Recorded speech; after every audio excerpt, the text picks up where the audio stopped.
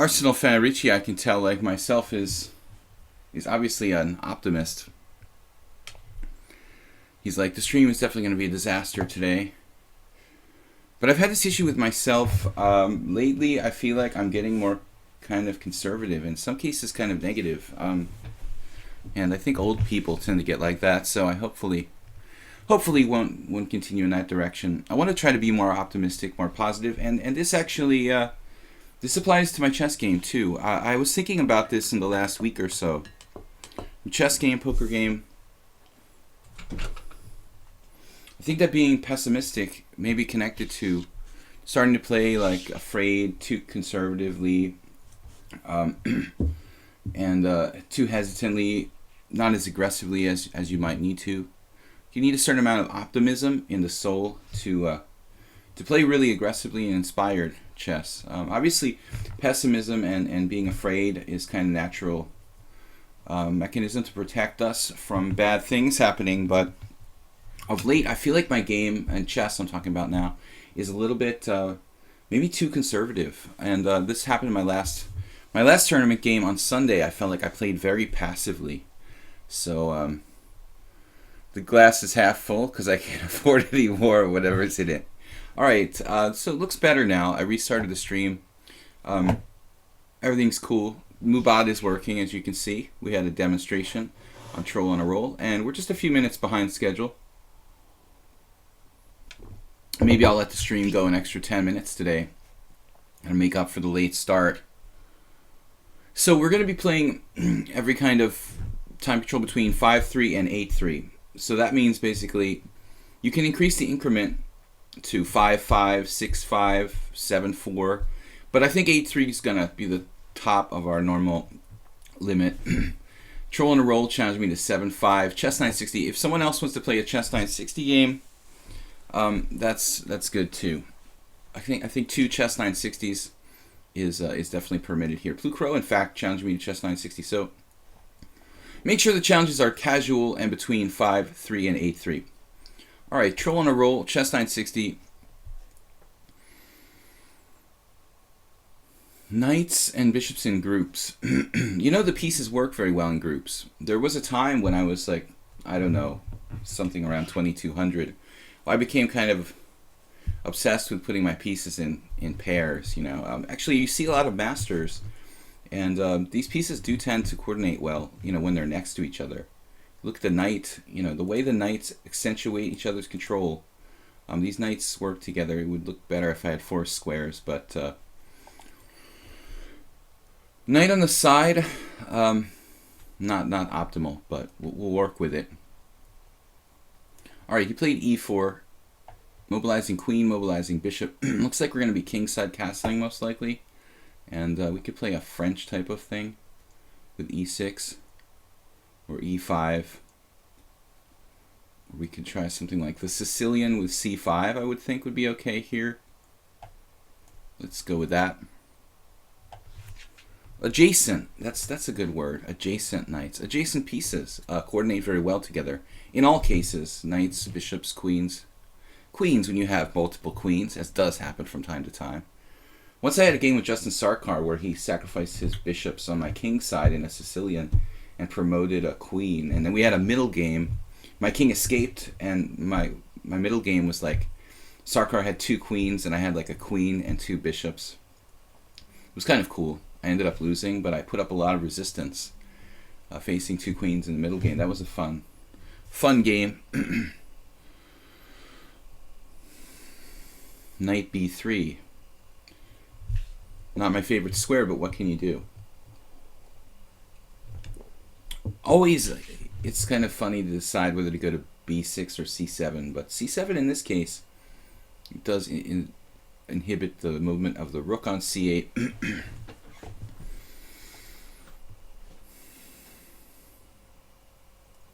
All right, we're gonna play the Sicilian. It's the Najdorf against whatever he's doing. It's not the Najdorf yet. I haven't played a6. I don't really plan on a6, but maybe. My poor knights, you know. I like to get the knight to the center on c7. There's access to e6. Other knight. This looks like an English opening. I'm playing Knight a1 to c7. c7 is a very useful square in the English type of setup. Oh, okay.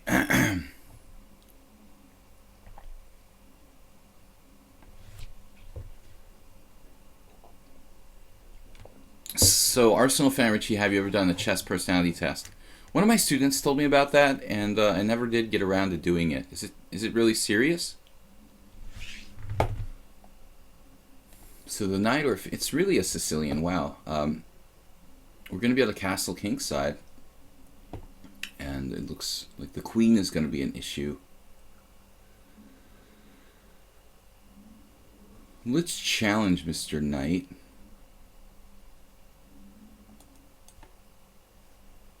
Do you like a challenge, Mr. Knight?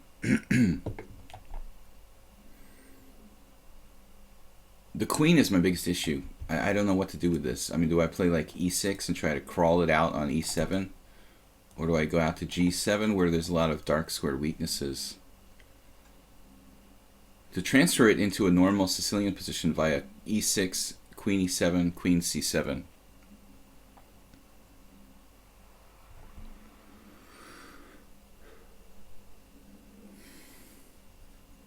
It looks a little early to do so, but I do need the castle.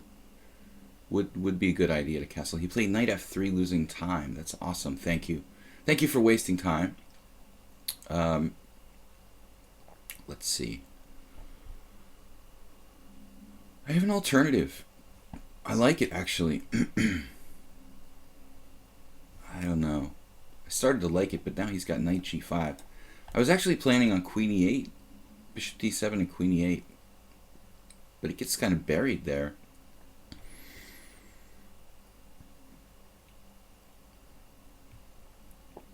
Is f7 going to be a very serious weakness?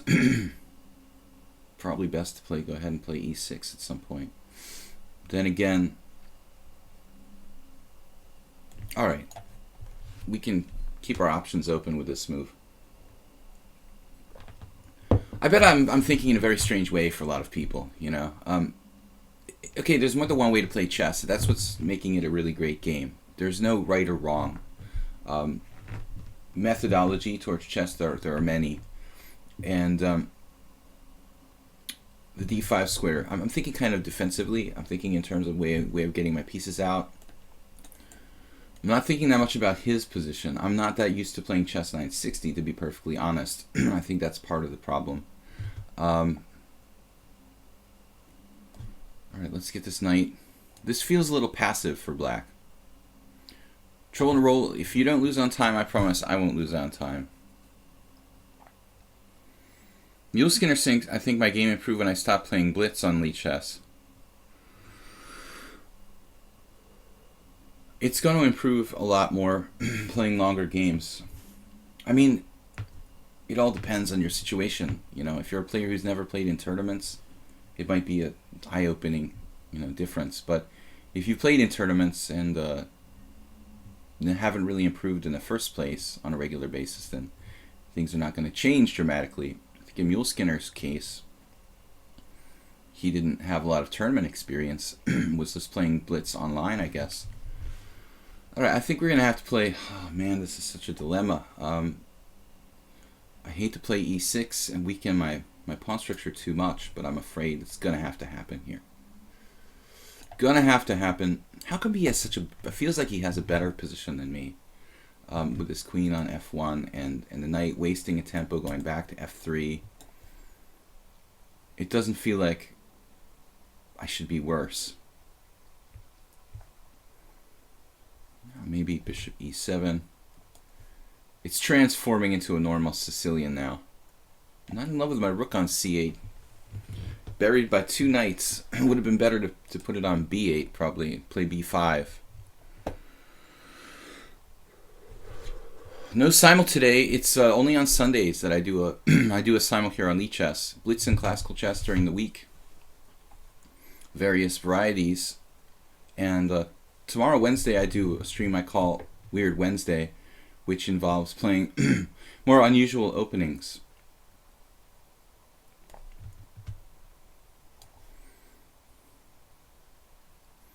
So, queen on f8.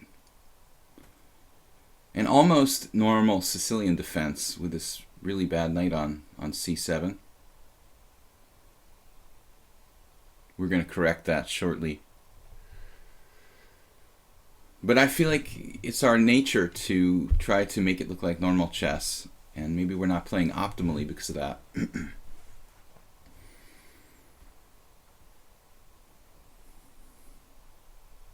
I really appreciate the aesthetic side of chess, and I think for that reason, in chess 960, I'm a little bit lost. But I think that chess 960, okay, not talking about it as a sport in its own, chess 960 is just really good for you in terms of practicing, learning how to coordinate the pieces, understanding piece coordination. So it doesn't have to be a game in itself, but it can be a training tool for normal chess. That's how I look at it. Who are the best world-class players who are good at chess 960? Does anyone know? I mean, I guess it's hard to measure since there aren't really very many such events, but from my understanding, Aronian was quite good at chess 960.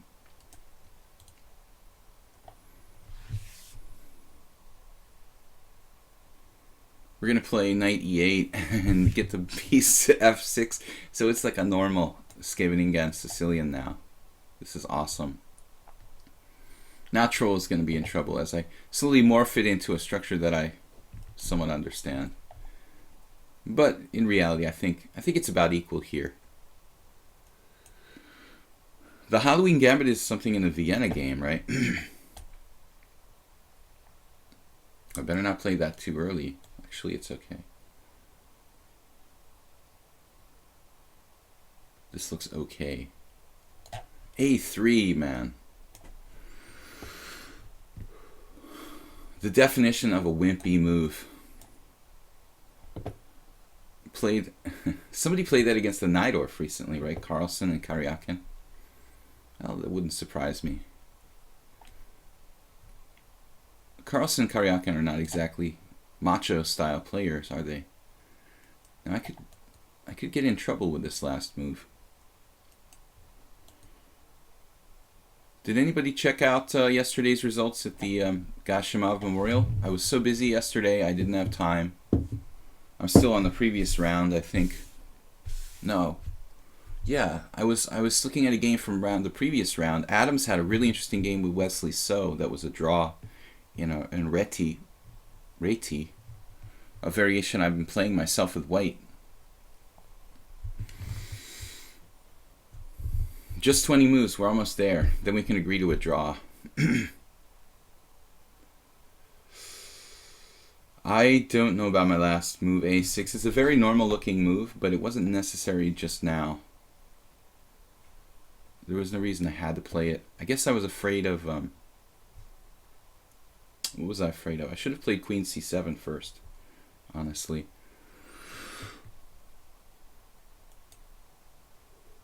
We also have knight to g4. I'm not sure what it actually does. This move is really stupid, to play queen c7. You have an idea, yeah. You should have had an idea last move. But now I can play b5. It's kind of risky, though. If I play b5, you have a4. Alright, maybe my rook is on the wrong square. I should play rook b8. Oddly enough. Alright, only live once. Strange to take my rook off the half-open file, but I just don't think it's doing anything here. We'll make place for the other rook to go to c8, or actually that one should probably go to e8 in this hedgehog type of position. I played rook b8 to circumvent knight a4. You know, he could have played knight a4, knight b6 the previous move, which was pretty strong. Oh.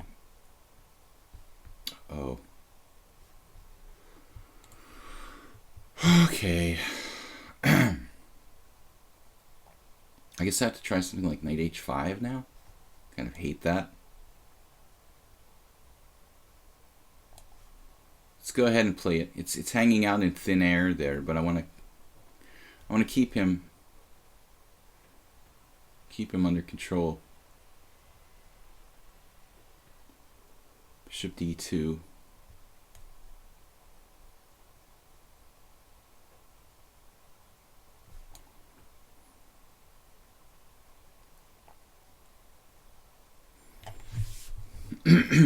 Queen c7 wanted to play, but he has knight d5.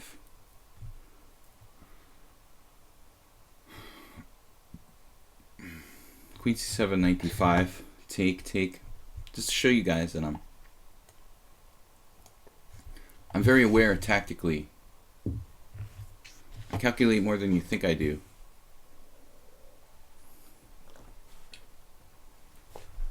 Knight h5, I'm not really sure about. Three frames got skipped.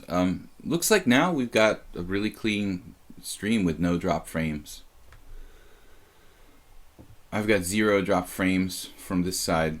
I might have slowed down the frame rate, but as somebody said yesterday, it's not like, you know, we're playing a shooter game or something. I mean, if my video camera has a slow frame rate, I don't think that anybody really cares. So the important thing is that the chessboard is visible at all times.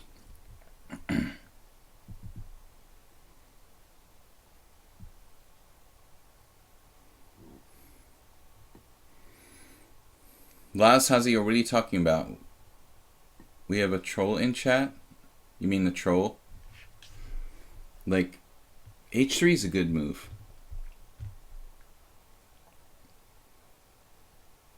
It's kind of a tedious position.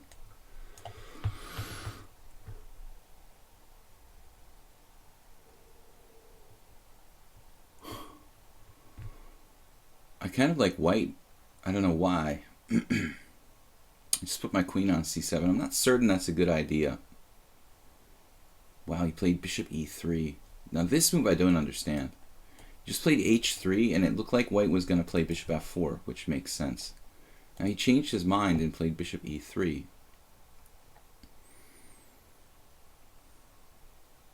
Guess I should just play b5.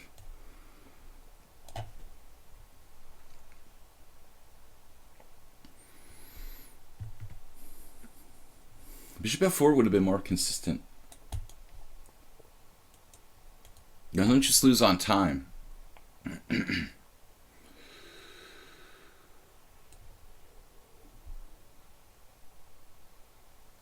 I don't think we have any drop frames now. It looks good. Queen to d2. White doing a lot of shifting around on his first 3 ranks there. I did my share, admittedly. Where to put my rook?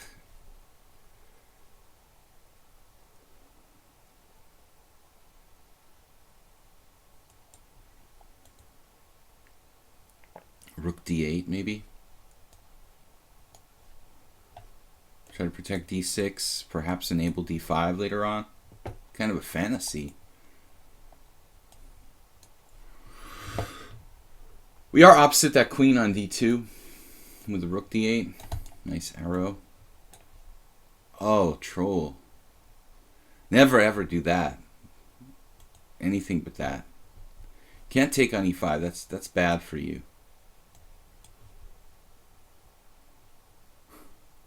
I mean, you can if you want to, but I don't recommend it.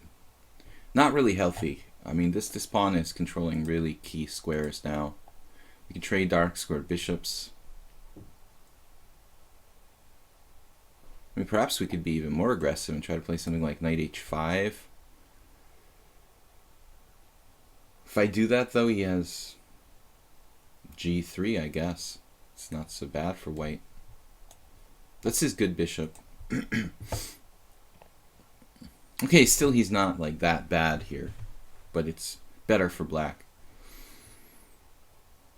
Bishop takes a3, knight takes b5.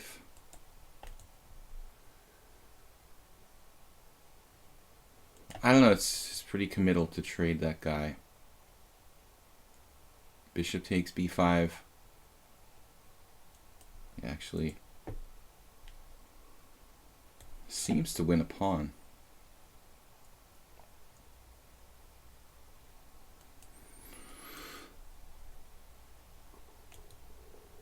Kind of materialistic. Give up my good bishop. White would have some compensation if he didn't lose on time here.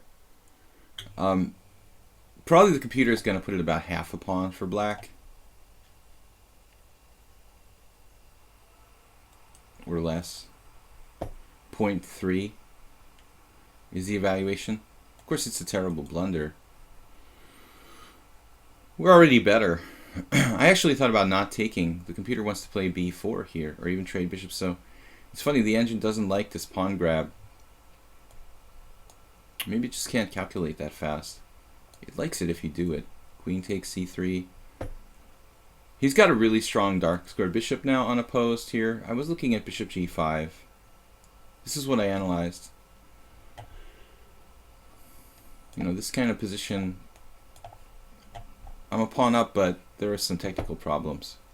I might not have an easy time winning. We've got a lot of challenges, guys. I don't think I'm going to get to all those games. Let's make an effort to do so. Okay, Amirales. We're going to play a little bit of e4, the French defense. The French defense. All right.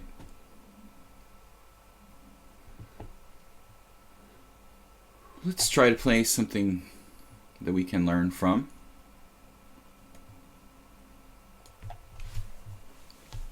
One of these days I need to seriously study this opening. Everybody plays knight f6 against me.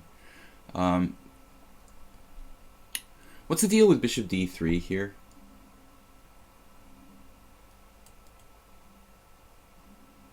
You can take on e4, knight takes e4.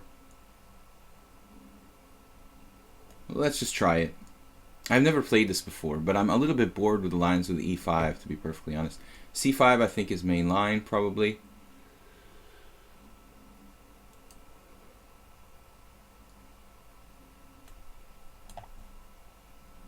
We're giving up our center.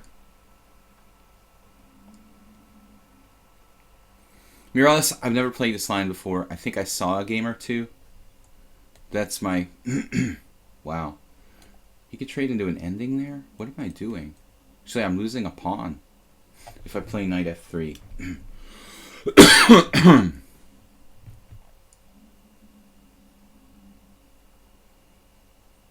I don't really like this, to be perfectly honest. I think I did something wrong. Feels like I made a mistake. But no matter how you slice it, I don't think this is a dangerous line. It's a blitz game though. It's 5+3. So there's no time to play like a really epic thinking game. I have to just play faster when I have these 5+3 challenges. That's the reason I like the Tarrasch, to keep the d4 pawn, says Richie. Normally I do. It's better to play e5, Richie. Trust me.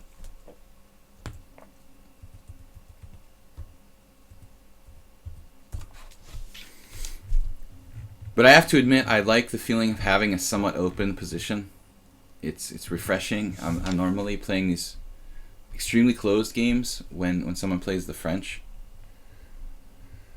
Well, Nimzovich, you know, like to play d takes c5, different positions. You can hopefully use that square for pieces later on. It looks like a Kali system. I wouldn't be surprised if this transposes to the Kali system. If I play c3 here. Wouldn't surprise me in the least. It probably is. A Kali system transposition. Wow. Now I have a second chance to play e5. Then knight g4 castles. And you can put a lot of pressure on e5 though. I feel like e5 is sort of premature. I'm not set up aggressively enough for that. c3 looks like a normal move here. The Kali system. Cole system, I guess. Koli, call. We had a discussion once about how to pronounce it. if e5, knight g4 castles, and he's got queen c7 and f6 and stuff like that. Maybe not queen c7 because the bishop takes h7 stuff. Like, I didn't trust e5. It looks like I'm asking too much of this position where I've played very modestly. I'm suddenly playing e5. White is basically playing the... Black is basically playing the white side of... No. Black is playing the black side of a Kali system. It's a normal Kali system where I played queen e2 very early.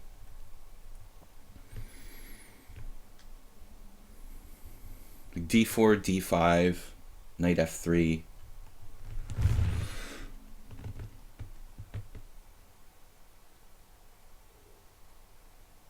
So this is the sharpest move Black can play in this position, d4, but I feel like he's possibly asking too much. we can play e5 here.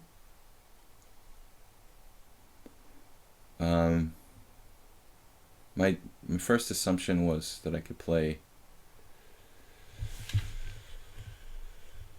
My first idea was to take, let him take, and I said, okay, we'll just take, play knight f3 at some point, which is probably okay. But I also have knight to b3 here. That's a really messed up variation. Knight b3, d takes c, knight takes c5, c takes b. And he's got queen a5 check at the end of the day, winning back a piece. Pretty sick. So knight b3 just totally like wrecks me. It ruins my position. I'd have to take back with the pawn with a bad structure. So I'm wasting too much time here. Whatever. Right, we end up playing our first instinct move.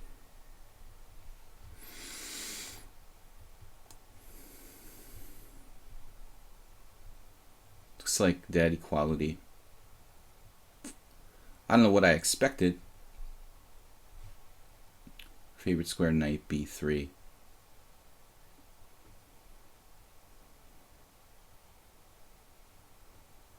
Now the problem is bishop g4. I think I have to be careful not to ask for, my phrase of the day, but not asking for too much. I hate the knight on this square.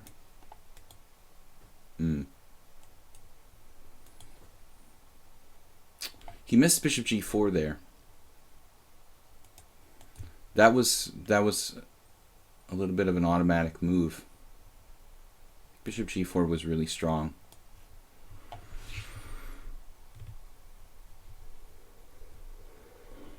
Maras is really playing quickly, but he didn't play the best move. I think bishop g4 was very uncomfortable for me there. Yes, I can make a move like queen c2, but where am I going after bishop g4? It's really a bad spot. Queen d2.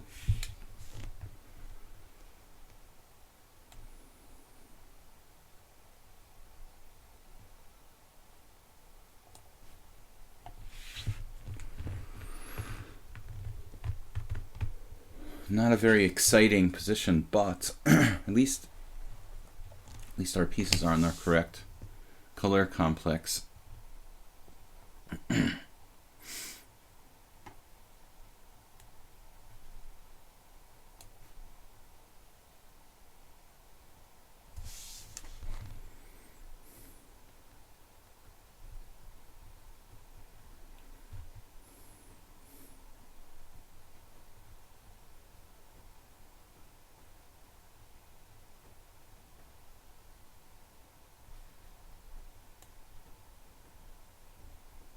G3 is too weakening here.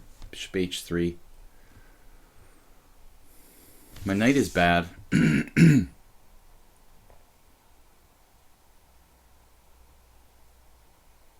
guess I should just try to trade everything.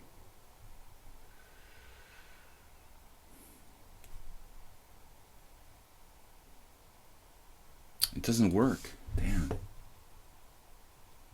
Now, if I play the move order right, it will.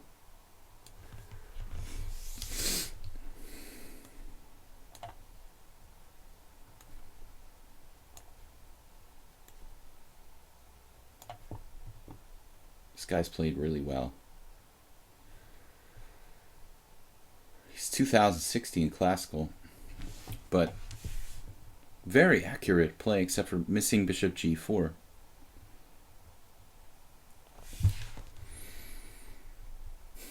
No, bishop d5, I didn't like my pawn getting isolated. It's not like a really powerfully supported passed pawn. You know, I don't have that much power there, but maybe you're right. Let me see.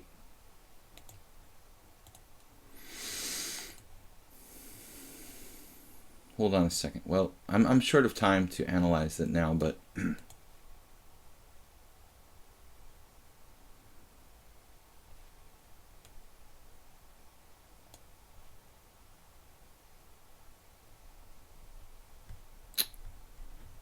playing really scary chess. Black is just better here. Maybe I shouldn't take time to play g3. Just play rook c1, offer a draw. I've got this back rank weakness, and I thought I could afford to weaken the white squares here.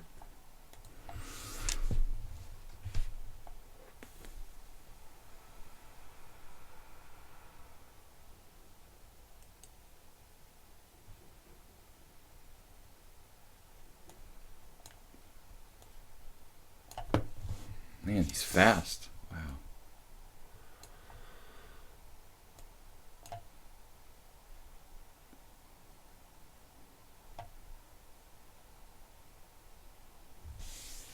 $1,800. Damn, dude.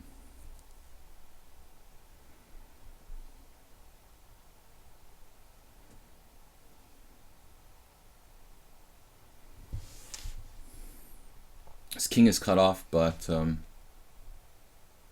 I've got a very powerful bishop I'm facing on b6.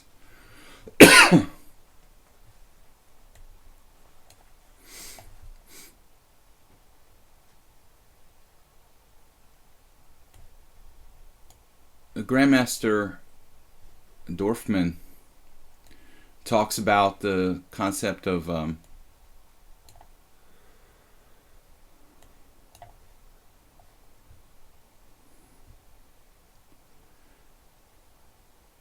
he talks about knights coordinating well with queens and bishops coordinating well with rooks. He's got a very strong king here.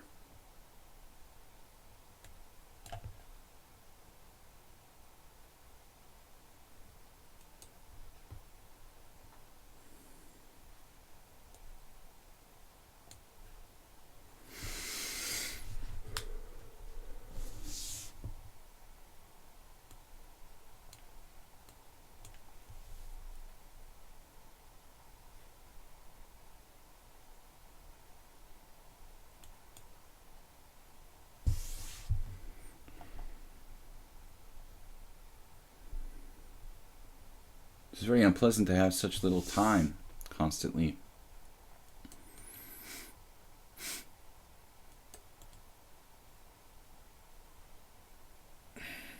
Maybe this is a draw. His space advantage. Wow.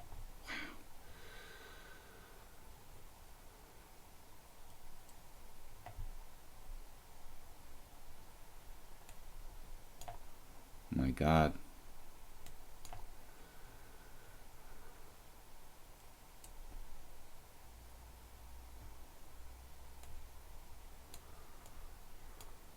I just lose now. All right. That's an impressive game, dude. I guess I lost at the end here. He outplayed me in the king and pawn ending. This is probably a draw.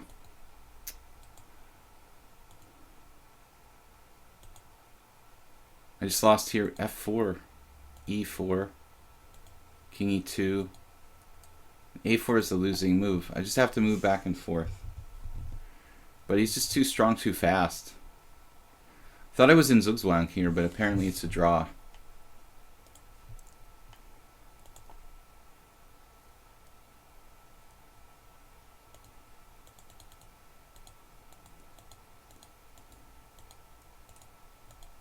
Black played a great game.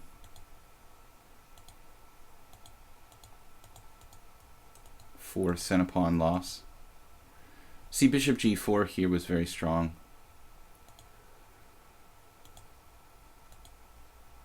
He still had bishop g4 the next move.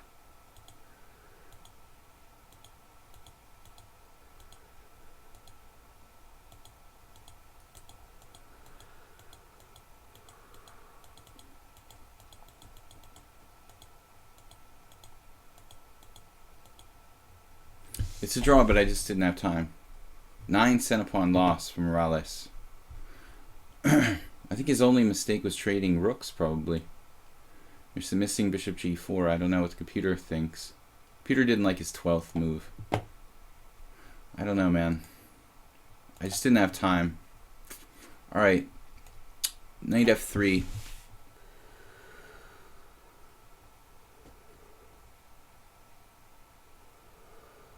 Nice game, whoever is playing. Yeah, it's 1800. He played like a master.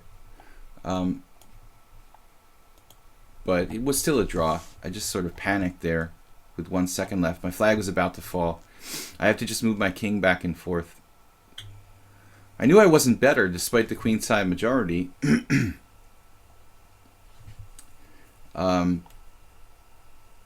Transpose to the Catalan here. I don't know if he's a computer, but he's played very well that game. I'm not going to loosely accuse people of being computers because they play a good game. I just think that, you know, what's impressive isn't so much that he played flawlessly. It's like how fast he played flawlessly. It was a fairly simple game, though. You know, I mean, there wasn't really a lot going on. He doesn't have to commentate, and I'm commentating. If I wasn't commentating, I would have never lost. But I mean, I have to, you know, spend a lot of time talking about the position, so it's something of a handicap. But at the end, I was scared I might be lost, and that's why I panicked with a4. But if I had had a few seconds to think, I would have realized I'm not in Zugzwang, you know, so I can just move my king back and forth. He had a lot of space, you know, so I started to be afraid that I was running out of moves.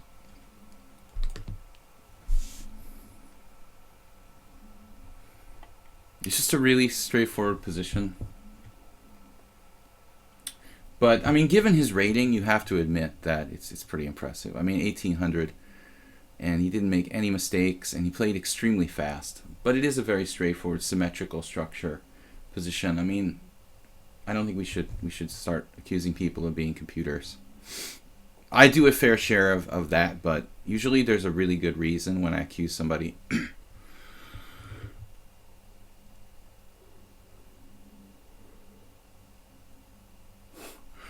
I just panicked at the end. I mean, I was going to lose on time. I was afraid I had already made a mistake with the move f4, but I really didn't have any other move. I didn't like allowing him to have a protected passed pawn, and I'm not sure I should have. You know, I could have probably prevented it previously if I had played the kingside pawns differently. So I was kind of upset with myself for allowing him this protected passed pawn, and thinking like maybe I'm lost, so I just panicked, but it still wasn't lost. Black had made a lot of progress, though.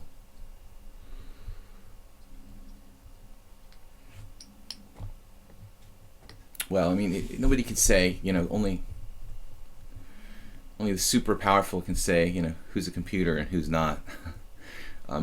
Like Richie's saying, it wasn't a computer, all the moves are human. I mean, I don't think you can say that. You can just say that there's not enough evidence to support, you know, any presumption that this person is a computer. It's the line between what is a computer move and a human move is now completely blurred, and a lot of people, you know, they cheat playing second, third. You could probably like take an engine and play the third best move every single move, and but I think that there's other factors, you know, like for me, I mean, the one thing that's most noticeable is like failure to make mistakes. People that are cheating, they never ever make blunders, you know. If they play 50 games, I had this one guy in a tournament recently here, He had played like he hadn't lost in his last 50 or 60 blitz games. I mean, that's without making a serious mistake. That's he wasn't playing perfect moves. But I mean, is it possible for a human being to play 60 blitz games and not make one 5-minute or less, not make one tactical like blunder? It's probably pretty unlikely. So I don't think we can really say like human moves, computer moves anymore. I don't think that's like in the old days with early computers. You could say like that's a computer move. This is a human move, but it's not so easy to think of it in that term, in those kind of terms anymore. Anyway, getting back to the game, knight on bd7. The main line is bishop d7, and Mastermind played knight bd7, which is bothering me a little bit because I don't remember what white's supposed to do here. I mean, this is not the main continuation. If I take on c4, he has maybe b5.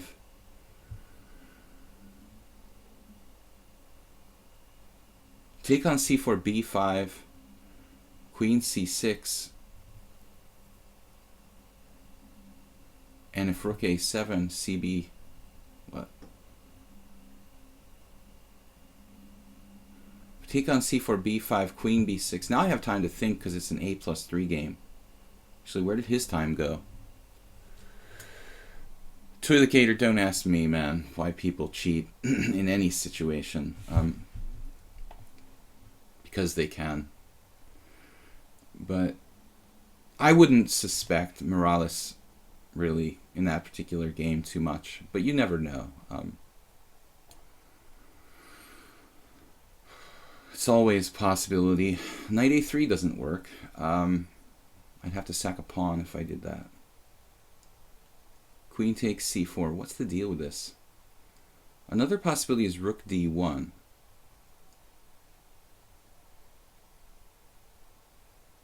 I mean, rook d1 looks like a useful move. He doesn't have the b4 square. I mean, I think that's why this is kind of an unusual plan to play knight bd7. I mean, typically white plays a4. What will have the weak square on b4, and so black will try to play like knight c6 and knight b4. And rook b8. I may have walked into whatever is like the main line here. It looks like.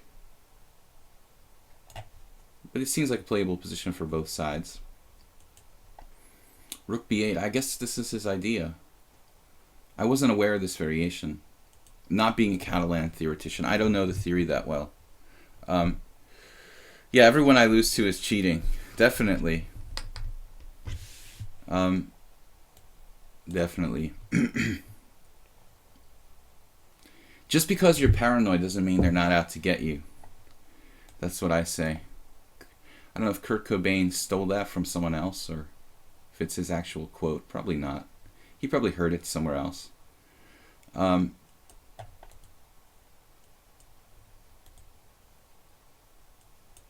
think I'm pretty paranoid on a scale of 1 to 10. I'm probably on the upper half of the scale.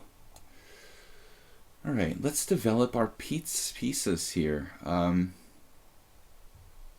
There's a lot of moves we could play. I like developing pieces, though. I don't like him having control of e4, for one thing.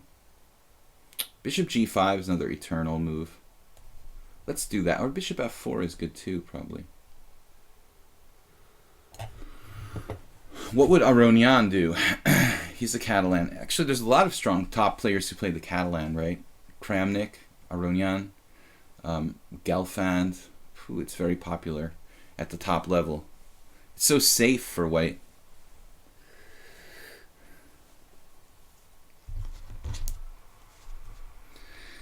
Knight d5. I don't mind trading a bishop for a knight in this kind of Catalan position. Now what? He is interfering with my stuff here.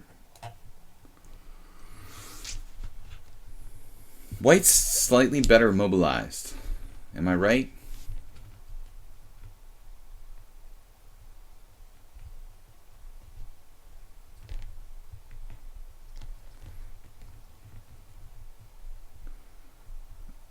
It's Ozzy who's paranoid. I don't. Watching too many Aussie reality shows, troll. I think Ozzy's more than paranoid. Ozzy's just delusional. All right.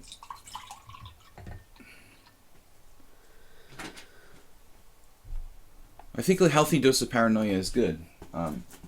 Just when it gets to be too much. It's self-preservation. Paranoia is a means of self-preservation, but we can't be too naive, right? And believe all the fake news. B4.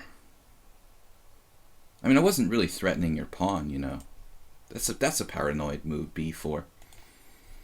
Do you think I was threatening your pawn there? All right. Where are we going? To the center was the plan. I'm suddenly a little bit put off by B3. But, you know, the further you push that pawn to the nether regions here, the more likely it will fall off later on. So low maintenance pawns are better.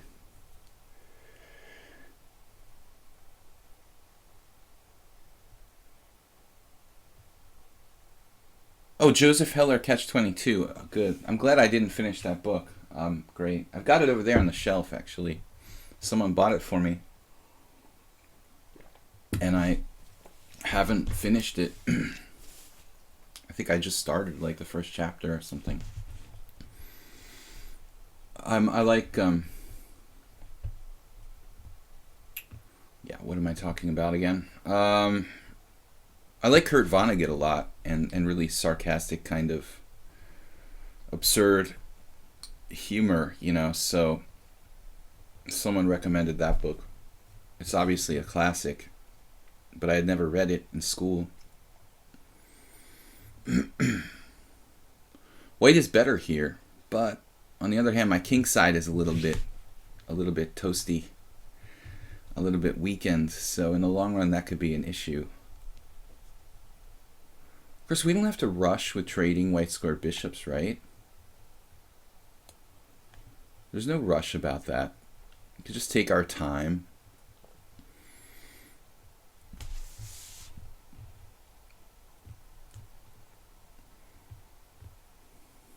On the other hand, we don't have unlimited time to avoid exchanging bishops, probably.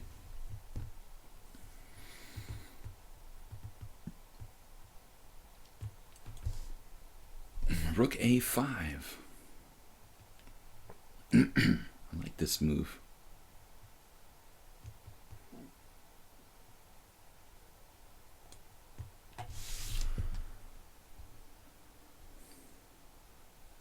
I'm not sure. I had like 100,000 candidate moves here in this position. It's probably a draw with best play, I guess. He could... Savely Golubov like did bishop takes f3 against me in a similar sort of situation. I mean, opposite colored bishops in Catalan endings are very typical.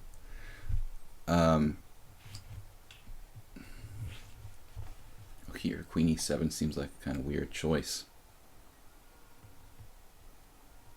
He's going to have problems with that.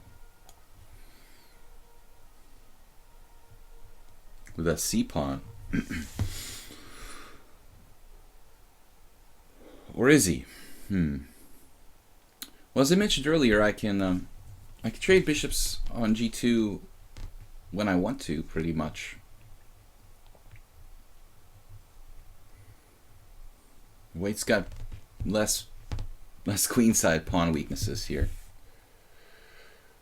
Why did I play A4 in the last setting? Because my flag was about to fall and I just needed to make a move. That's why I had 1 second left and kind of panicked. Because I wanted to lose, basically. I thought I was in Zugzwang, you know. That's why I did it. But I didn't realize I wasn't actually in Zugzwang. I didn't want to do it, believe me. It wasn't my first choice, but I was like, oh my god, I don't know why I thought I was out of moves, but I can just move my king back and forth. Sometimes we lose touch with. Wow. We lose touch with reality. I just got nervous, and I had 1 second left. I freaked out. But I had 1 second for like the last, 3 seconds, if you will. The last 10 moves or so. All right, so now it would appear, that the days of his queenside pawns are numbered. First, I can pick off the B pawn and take my time with the other. Black messed this up. I mean, he should have at some point, got the bishop outside the pawn chain with bishop d5 or bishop e4 or something.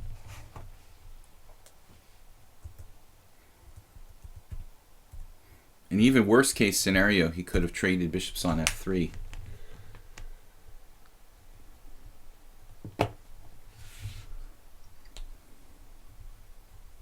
Maybe ops-colored bishop even down a pawn. If he just loses a pawn, probably wouldn't be that easy for me. I'm getting the sunlight on the cam here. The cam.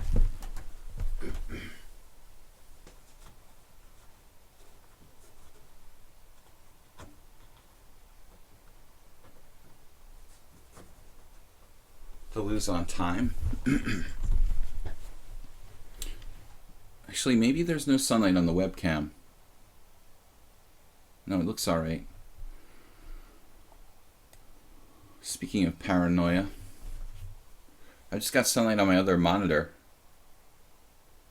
Not realizing how heavily he breathed. Am I breathing heavily? That's why I have kind of respiratory thing going on. Since I was sick, I started coughing in the last week or so.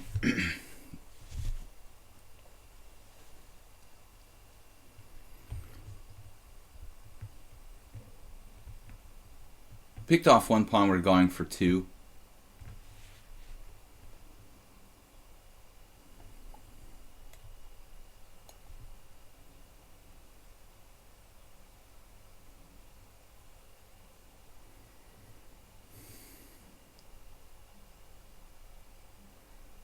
Now that's a lot of coordination, against c6.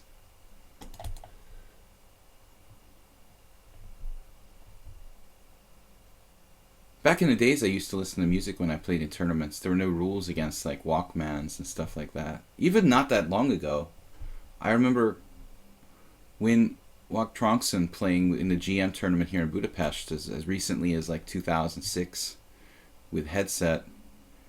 So only in the last 10 years, I guess, have they forbidden that. Forbidden playing with headphones. I used to do it all the time.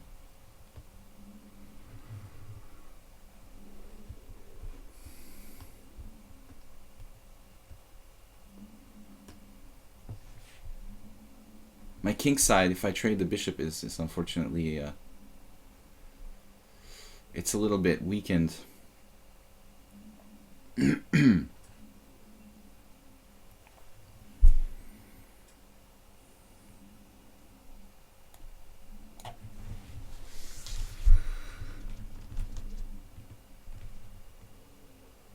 Maybe there's more than one way to skin a cat.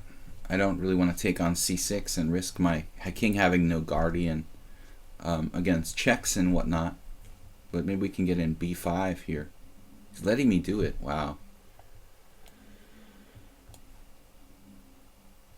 I think Mastermind should have just moved his rook away, like rook d8.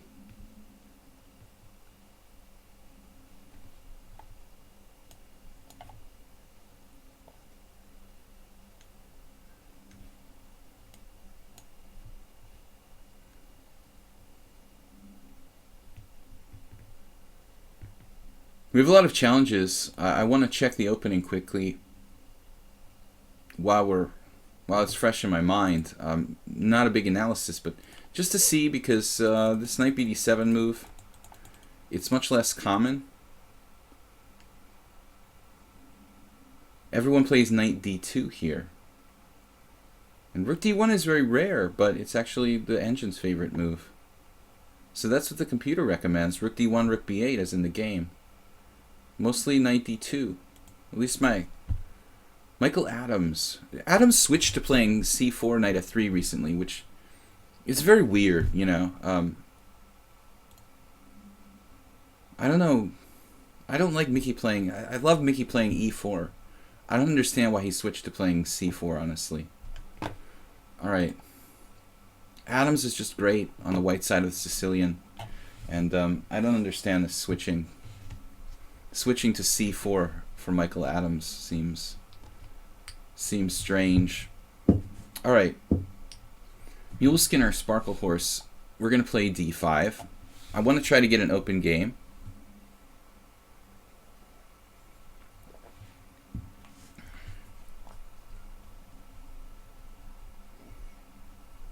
I don't think they're going to let you listen to music in an over-the-board game. I mean, some informal tournaments. It's really up to the arbiter, probably.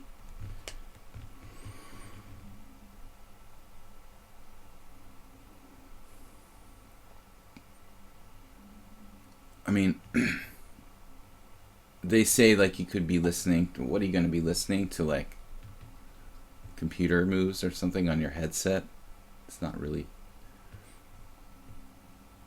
You could inspect your electronics and see that it's legit.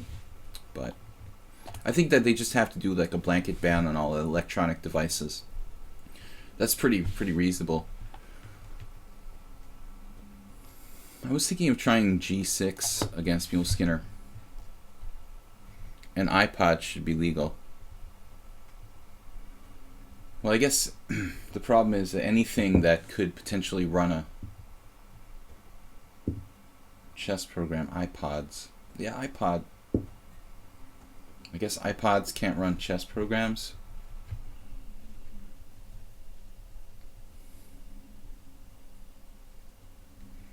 Oh, you say Nakafan says Adams doesn't play e4 because of the Berlin? Are you talking about Adams?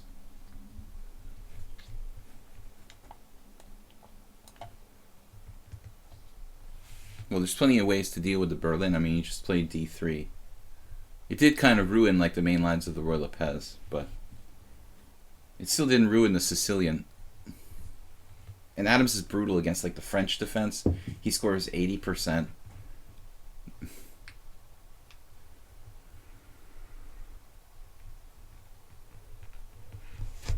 He's just not the same player not playing e4,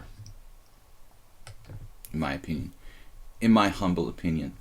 Still good, but he had an interesting game with So you guys should check out from, if you like the English Reti type of stuff, you should check out from the Gashimov Memorial. It was a really nice, interesting battle. I thought that So was going to kill him. So like played h5, h4 very early. Now queen b3 apparently, that's looks a little late in this position.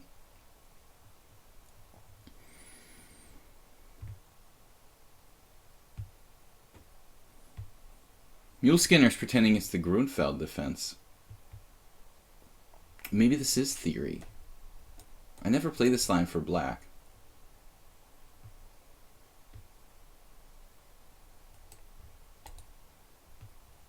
D takes c4, bishop takes c4, castles. What is the deal with that? Knight e5 for real? Queen takes d4. And he takes on f7. How come I've never seen this position in my life?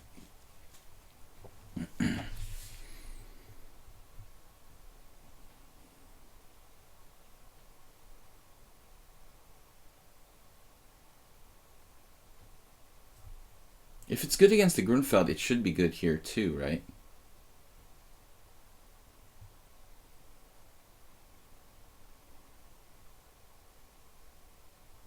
So d takes c4, bishop takes c4, castles, and knight e5. It's just hard to believe that I've never actually seen this in a analysis or something. Maybe I have and I just don't remember. Possible.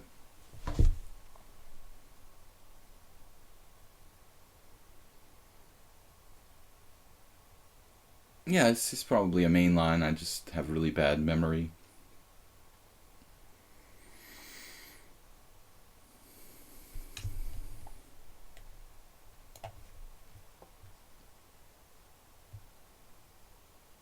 Vague recollections of this line coming back to me.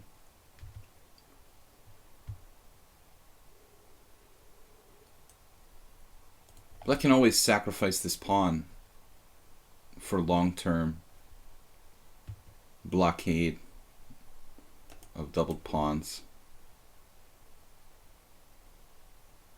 I've played a lot of Accelerated Dragon and a lot of G6 in different sort of positions that are similar, but I never played this line straight up. A G6 against the Panov.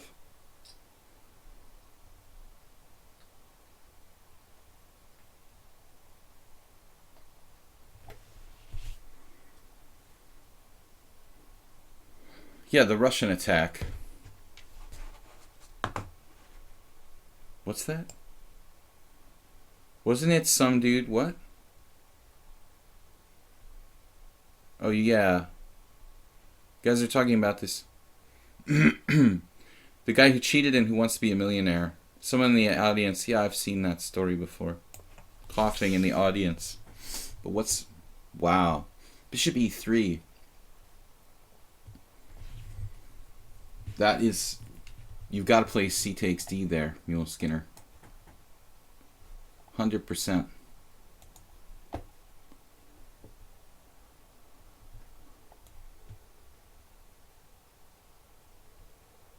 I'm making like Nakamura faces.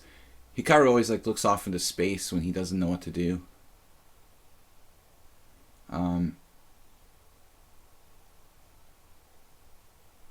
Looking up in the air. I think I could just play knight c6 here. Exploiting the queen on b3.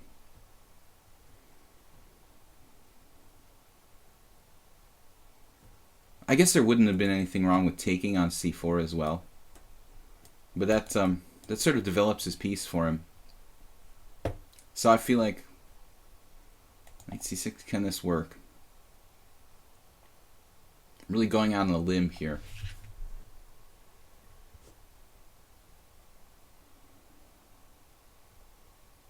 Inviting white to take.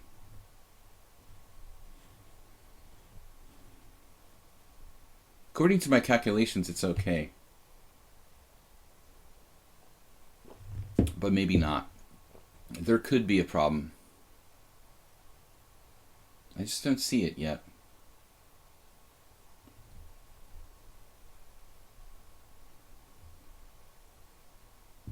I'm out of book.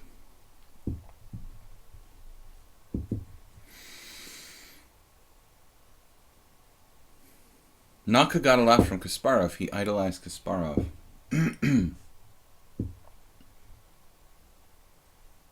Yeah, I mean, it's the right generation, of course. I mean, I kind of idolized Kasparov and Karpov, and Naka comes later, so Kasparov's natural. He's kind of too young to appreciate Karpov. Or be heavily influenced by Karpov, let's say. I was on the borderline because Kasparov was just taking the chess world away from Karpov when I started playing chess. What do you think about the Kramnik game from yesterday? Didn't see it our night, and unfortunately, I was so busy yesterday I didn't see any of these games, and I've got to catch up. You guys are right, I am breathing heavy. It's because I've got a little bit of a problem with my lungs at the moment. Apparently a little cough situation, trying to kind of repress this urge to cough.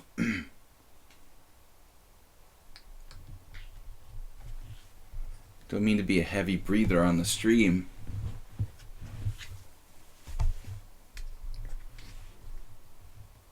I know about Hamilton beating Shiro, but I heard he beat someone else who was like 2,600. And I haven't been able to keep with what's going on, you know. But it's a tragedy, like the Reykjavik Open. I mean, Hamilton goes there and like beats some super GMs, and he'll not get a norm because he probably played like a 1400 in the first round. This is what I was talking about last week about that tournament. You know, it's just like, why have an Open where there's 1400 players playing GMs or something? You know, it's so inane. Create a second section for the players under 1800. It's not a big deal.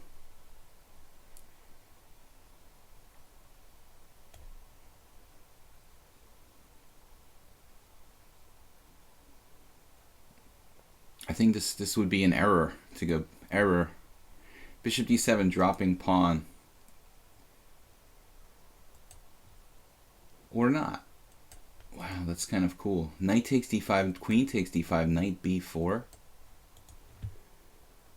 Dropping everything. Yeah, that's bad for me. e6. I'm not sure I can do that. Probably have to play here. Passive bishop.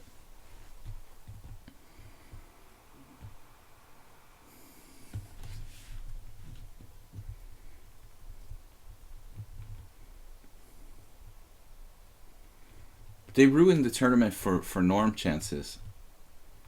The only other tournament like in the US that I know that's like that is the US Open. It's one tournament a year where everybody's in one big section. I'm not sure. I haven't played in the US Open since 2006, but that's the way they always did it. I mean, it's possible they changed in the last 10 years since I haven't played, but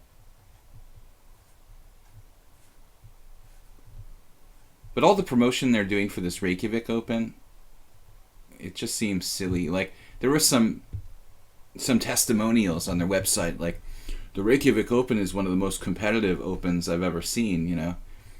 Like, are you kidding me? Like, what, 1400s playing the same section with Masters? It's kind of a funny comment. I mean, this wouldn't be the first adjective I would use to describe the Reykjavik Open. I mean, great conditions, yeah, probably. But competitive, you know, if you think that playing people who are like 1,000 points lower is competitive, you know, that's not really the best testimonial to choose. I'm not going to go to Reykjavik to play a 1400. I mean, that's just absurd. If I had a chance to win the first prize, okay, maybe these top players are getting, you know, whoever, Geary is getting an appearance fee to play. Chess.com is involved with some kind of encouraging people to play, but it's not a great idea.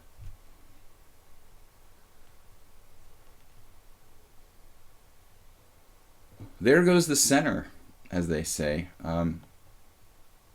So I kind of like black here, but got to be a little bit careful.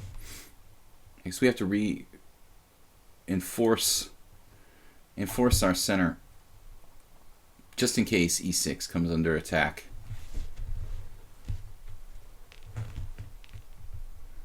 If they aren't allowed to play against 2,000 plus players, they don't get the opportunity. How will they improve?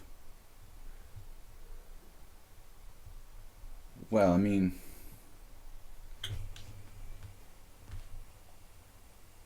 these things can be done in stages.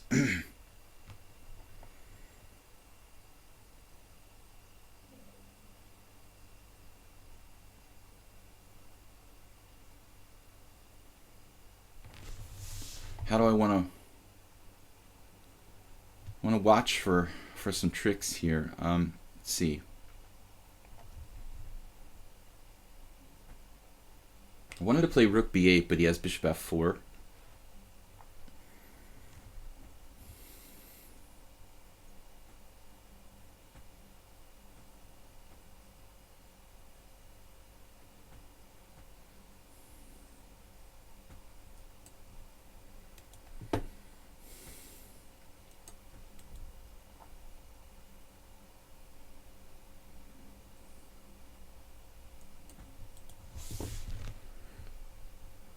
I like black's game, but how do I develop the rest of my guys correctly here?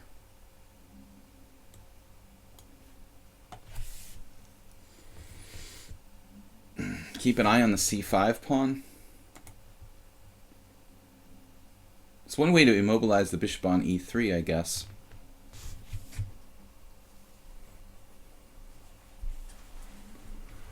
Also opens up my bishop on g7.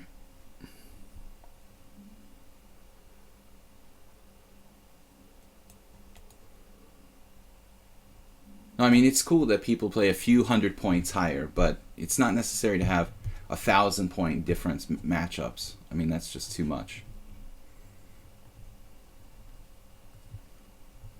Like a 2,000 player playing a 2,400, that's okay, you know, but it really shouldn't be more than like 400 difference between players. 400, 500 maximum is enough.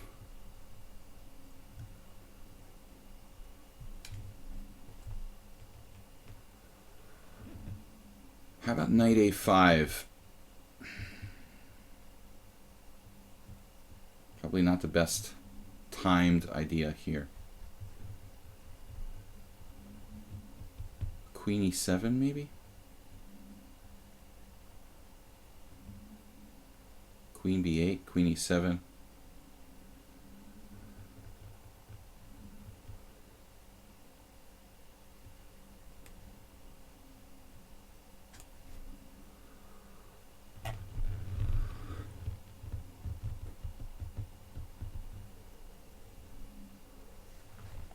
Where are you going?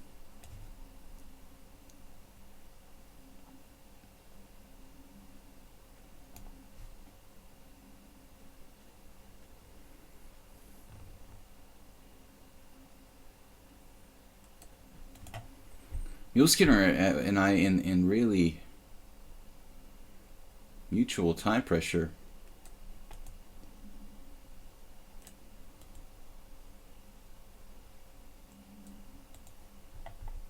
He's moved up to 2080 now. He just keeps getting higher. All right, now finally he blinks first, but it's not so bad. Maybe.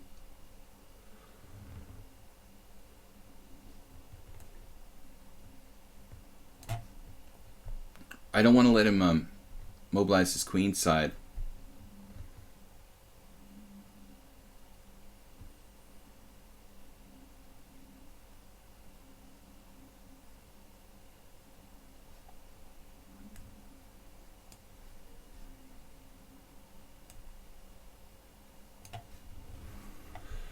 Choosing moves at random is always good.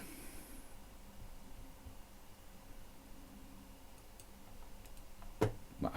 Speaking of random,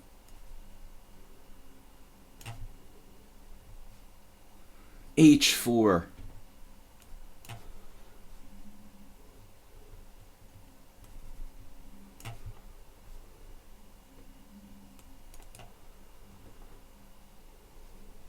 Wow, he's so fast.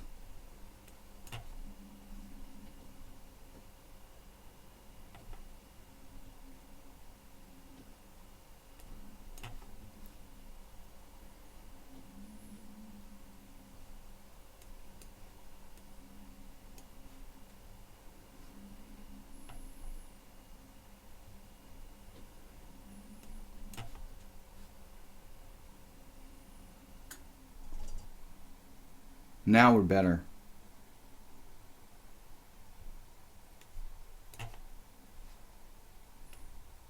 Oh my God.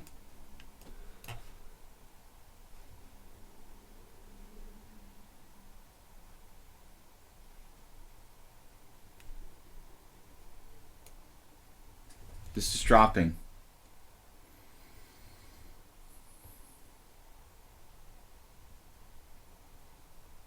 You gotta be kidding me. Like knight b6 is good.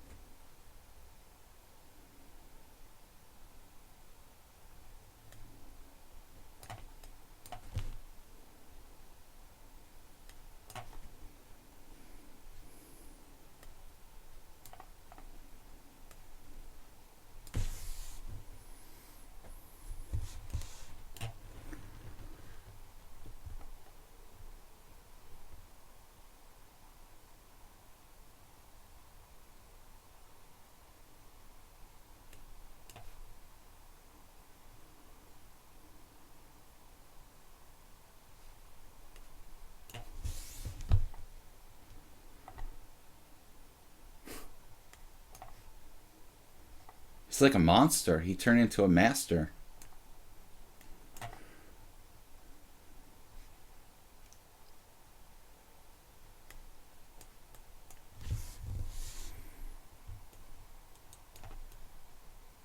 Oh my god, I'm going to drop rook d6 at some point.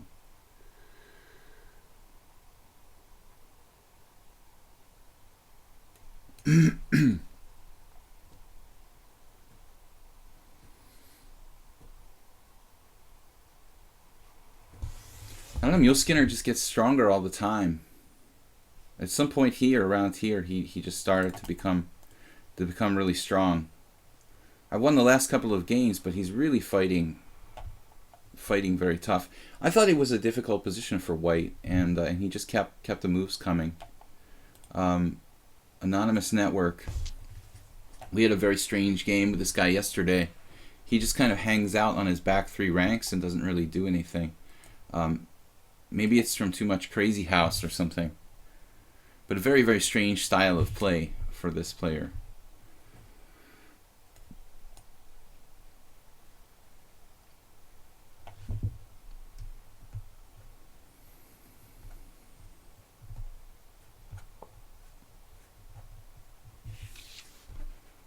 What's that? I missed it? What did I miss?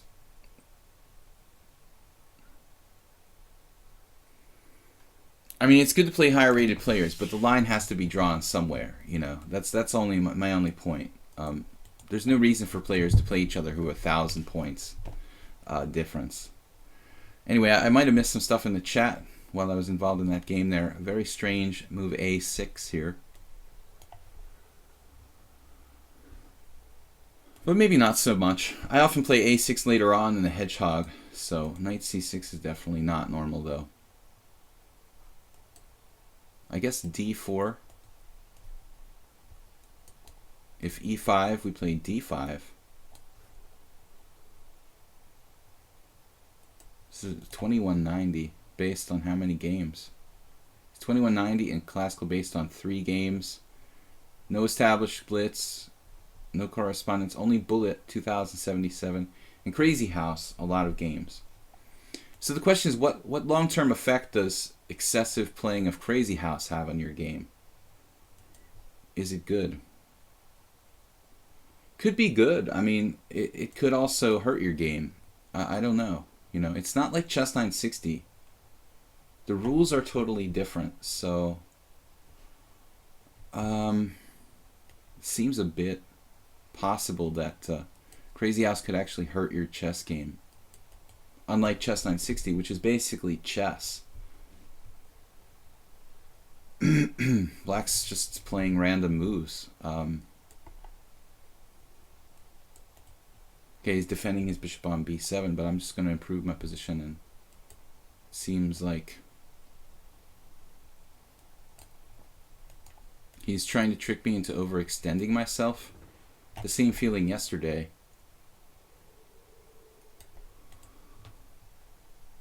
Black's neglecting their development. I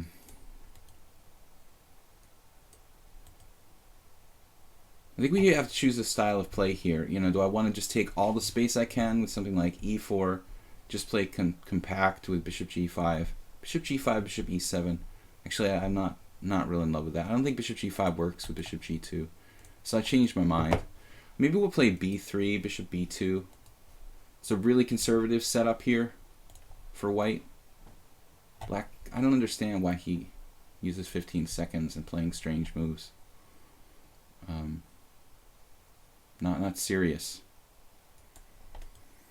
Not serious. I try to play the best moves. You know, that's the object of my game.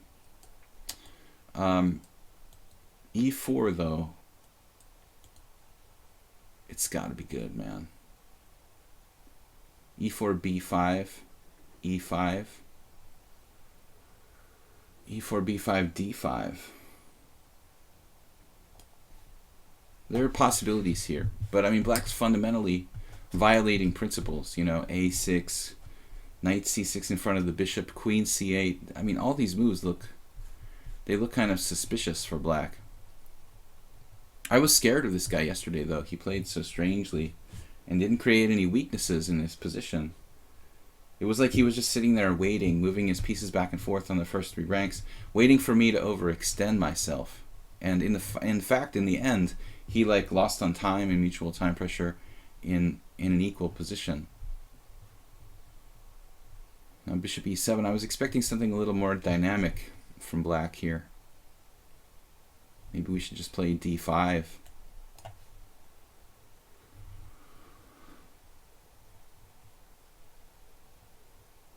This is too passive for black.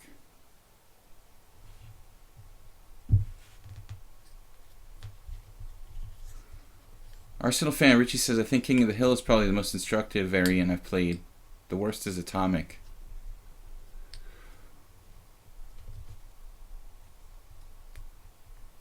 I'm just wondering what it does to you. What it does to your chess game if you play these variants constantly. It's going to skew the way you play normal chess. That's what I'm saying. Black is really going a little bit too far here.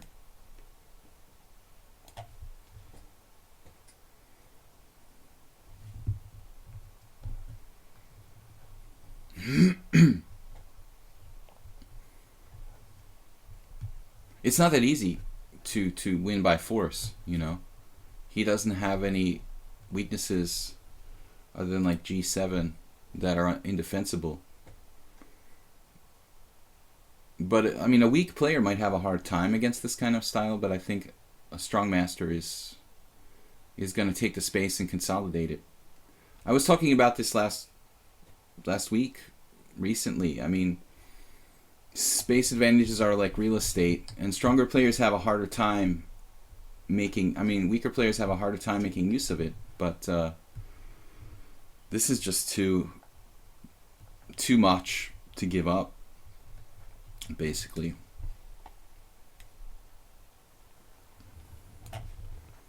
It looks like a really exaggerated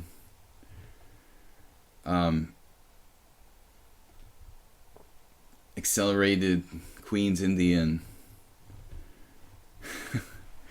It's like the Bird Larson with no f5 or something.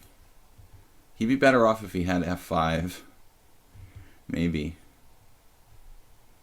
Just no space at all for black. Queen's Indian knight.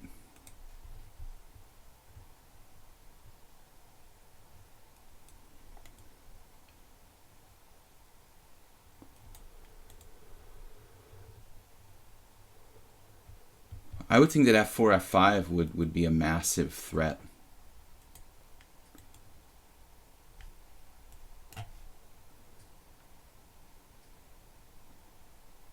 I do have d6 in some positions. But if he doesn't have to take twice, he could do something like take bishop f6. Threatening f5 here.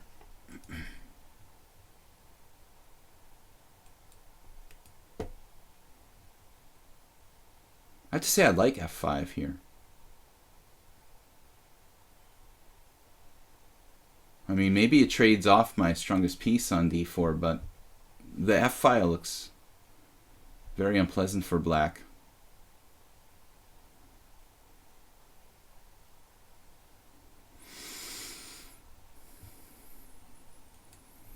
Rook takes. Anybody? Any takers? Exchange sacrifice? It's interesting, but it looks a little bit fancy for the sake of being fancy. Rook takes f5 and knight takes with threats of queen g4 and whatnot.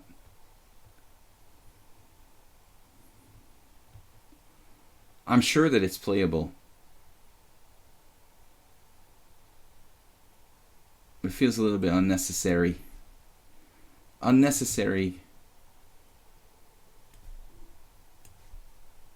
We'll keep it simple here. Unnecessary fancy moves. Rook takes f5 and knight takes f5.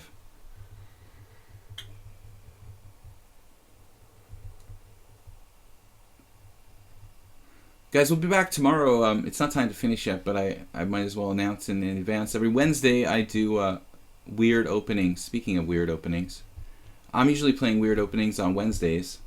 Anonymous Network setup here for black looks a little extreme. I don't think I would go that far with the hypermodernism, but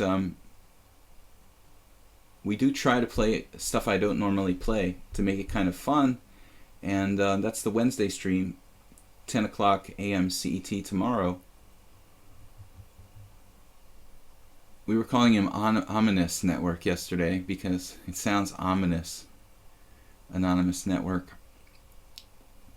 I don't know if he's referring to the hacking network or he just likes the name, but maybe he's a member. Rook takes f5 with very strong pressure on the backward f file. Oh, that's a nice line I drew. Can you draw a straight line? Pressure along the f file. King is unable to castle. G7 is a weakness. F7 is somewhat of a weakness. We have the massive center.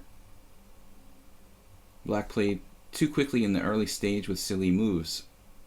We also have d6 sometimes, but it doesn't seem to do a whole lot. So it's better to keep my pawn on d5, shutting his pieces out. You see these guys?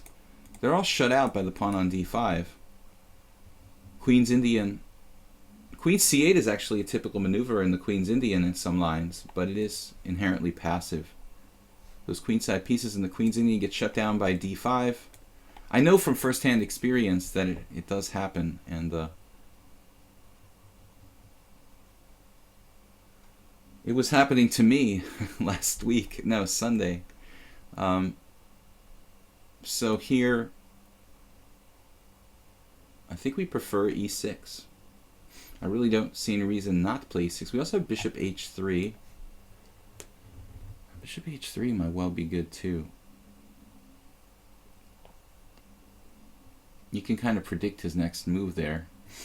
But at the end of the day, I mean, he plays queen b8 and bishop c8.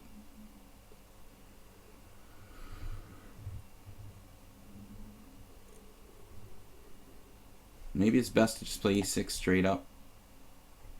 He could sack a piece here, but I mean, he only gets 2 pawns for a piece. Knight takes e6, pawn takes e6. I wouldn't really buy it. That's awfully desperate. You know, it may be better than anything else. Once I played Vladimir Kopian with black, after making an important theoretical novelty on move 4, I blundered on move 5. And I had the choice between like losing a piece for a few pawns or retreating in humiliating fashion and getting crushed. Wow, we have an exchange sack here. Take, take, check. Not that clear though again. That's a good move.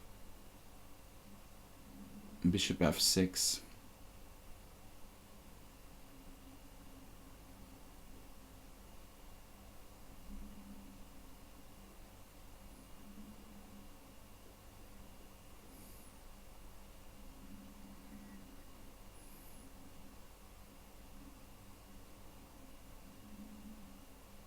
Threatening pawn takes pawn in some lines.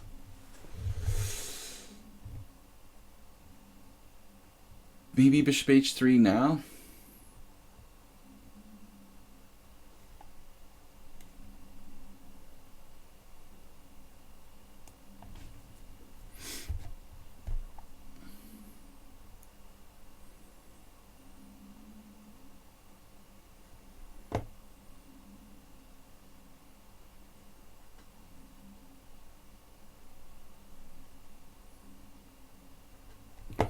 Yeah, I think c6 is really going over the edge.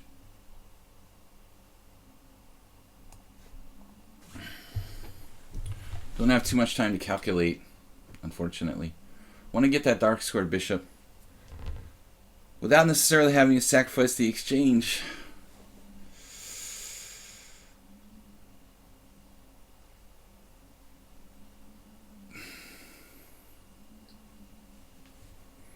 Yeah, Sibiskvit. I almost played rook takes f6, but I thought we'll play it next move. With bishop h3, I wanted to finesse it a little bit. Of course, rook takes f6 is probably good, I could do rook takes f6 followed by bishop h3. I didn't think he could really prevent it, so I didn't see any reason to rush. But I think that rook takes f6 is good. That was the plan. Just a question of timing. And I'm not sure that it wasn't better to do it your way and do it first. I mean, I would be surprised if both weren't good, the way I played it, and rook takes f6 immediately. c6 is actually a logical move, but risky too.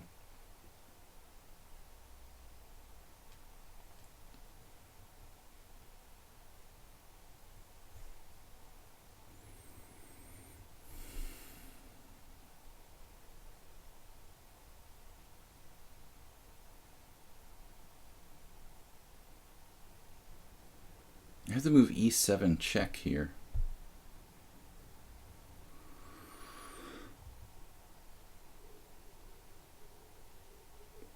Could also just recapture on d5. What's wrong with that? Probably nothing, right?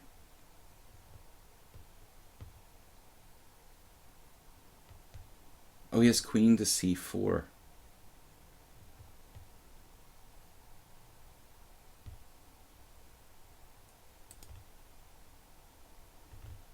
Okay, maybe we should take this.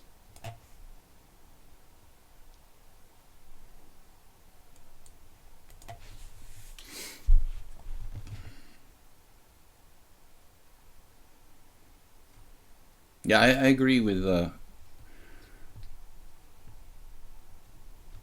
this is sort of an insane player. It's very strange the way the last game went too.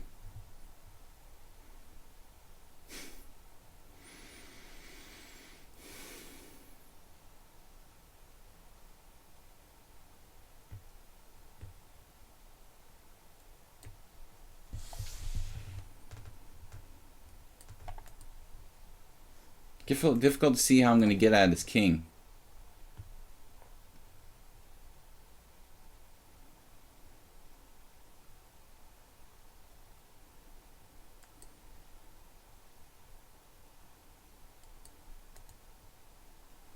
F6 is weakness.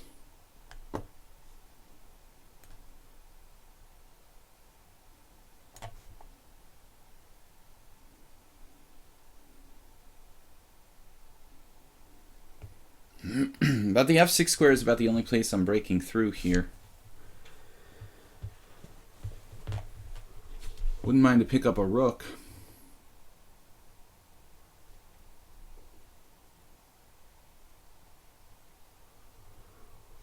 First we grab this.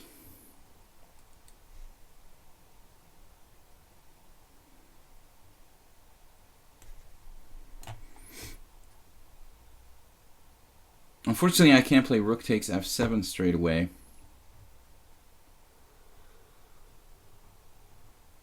Oh no. Okay. Knight g5, queen g4 check. Don't even think about it. b4 is interesting. b4.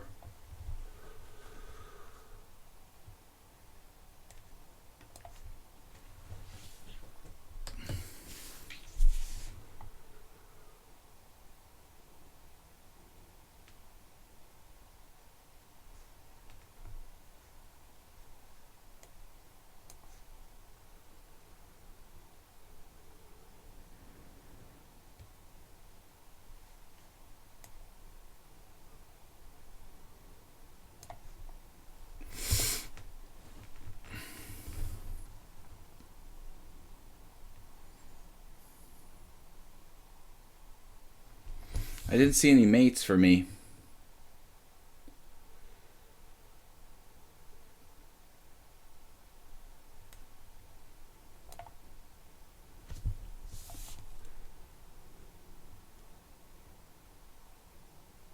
He lost on time. I mean, what a bizarre game.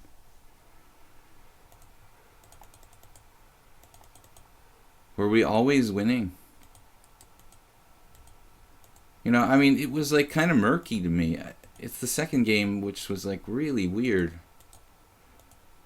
I mean, I think I'm better, but it felt like he had something. It's very, very strange. All right, Blue Crow 5+5. Chess 960. I think it was probably also good. Yeah, I think the rook takes f6 right away was also good. I said that already, right?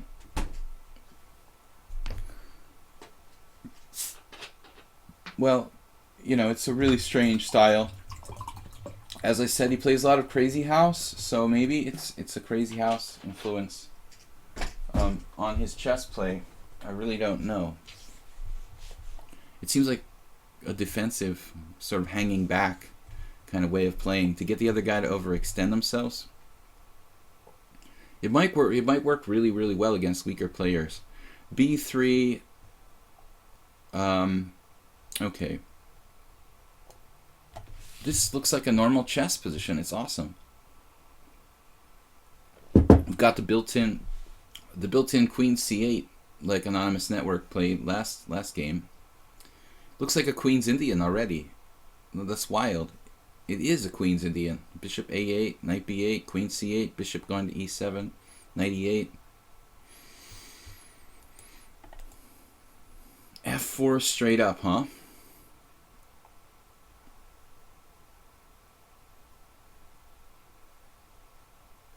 What about castling here? What do we intend to do about that? The Dutch.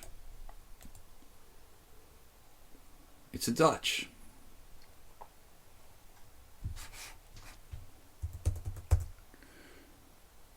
Guys, please check out my YouTube channel, Video Chess Training on YouTube. Once a week I try to put up a new video. I also upload the streams here from here over there. Even less is technically winning. I was playing on intuition that game mostly. Not a lot of time to calculate in a 5-minute game. I mean, long series of tactics. But, I mean, by classical principles, it felt like white should be winning. Knight f3 now. What am I going to do with this rook on f8? And how do I castle with a rook on f8? Rook lift. I think the rook lift is on the agenda. Maybe I'll do like bishop f6 and trade and then take with a rook instead of with a knight, enabling me to castle kingside.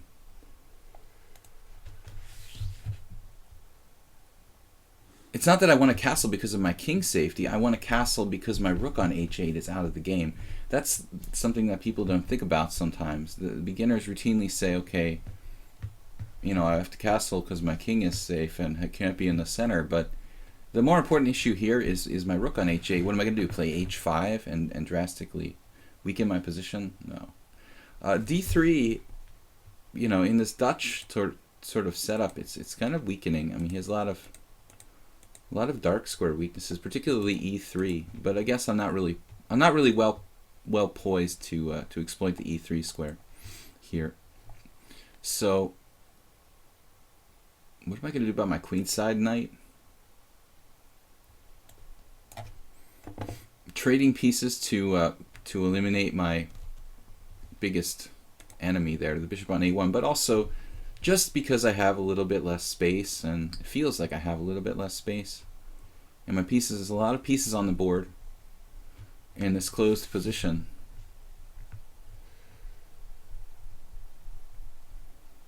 Yeah, Sludgy, I was talking about how even less than +3 is winning. Well, I think that +1.5 is the borderline. It's pretty clear. My experience with the chess engines, 1.5 is the cutoff generally. Like, that's about the maximum that that can be held with perfect defense, I would say. So +3 is no questions, hands down winning no matter what. You know, it's 100%. He's not cooperating with knight bd2. And he's actually threatening e4 here, which I'm not thrilled about. So we'll have to take that guy out on a1, improving his queen, and put our knight on f6, which I didn't really want to do, because I still need a home for this rook. But that square is pretty weak. That e3 square, get a knight in there, would be nice. He has a hell of a bishop, one must admit, on d1. I don't have that problem, at least. He also has the h1 rook issue and problematic pieces. Dual problematic pieces. We've got knight g4, but one piece alone isn't going to be enough to really do any damage. His queen could come out, probably go to d4 or something, centralize, and be very useful.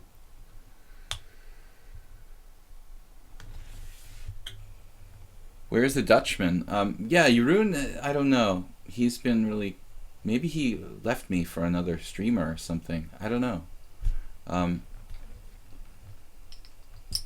He's online now, in fact, playing, I think.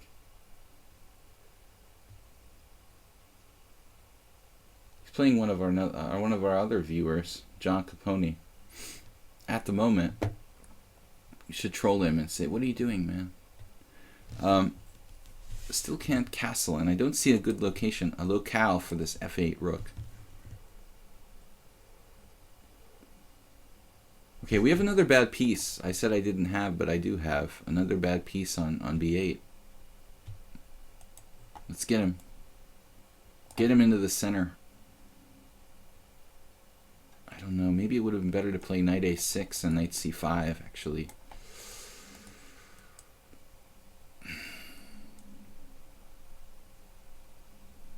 I'm kind of doing what my last opponent did. Knight in front of bishop, queen on c8. It's not that great for me.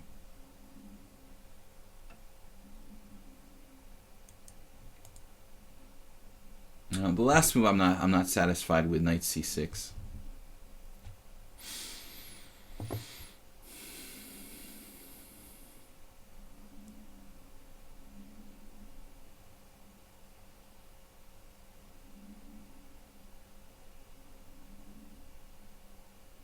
I guess you can't win them all. I don't have enough dark square control here. Queen e7. Maybe queen e7. Now he played rook e1 and he's going to castle. And it looks like he's... I would prefer white slightly now.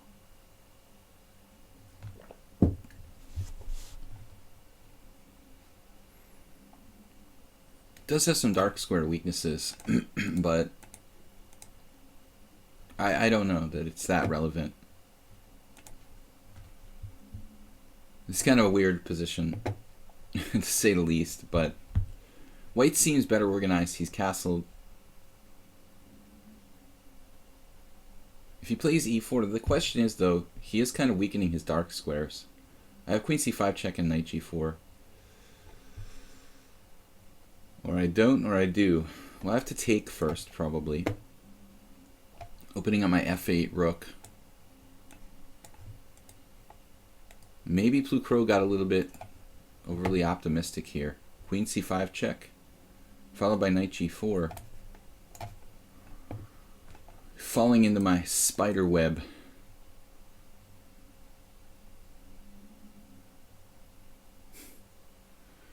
I'm not even castled.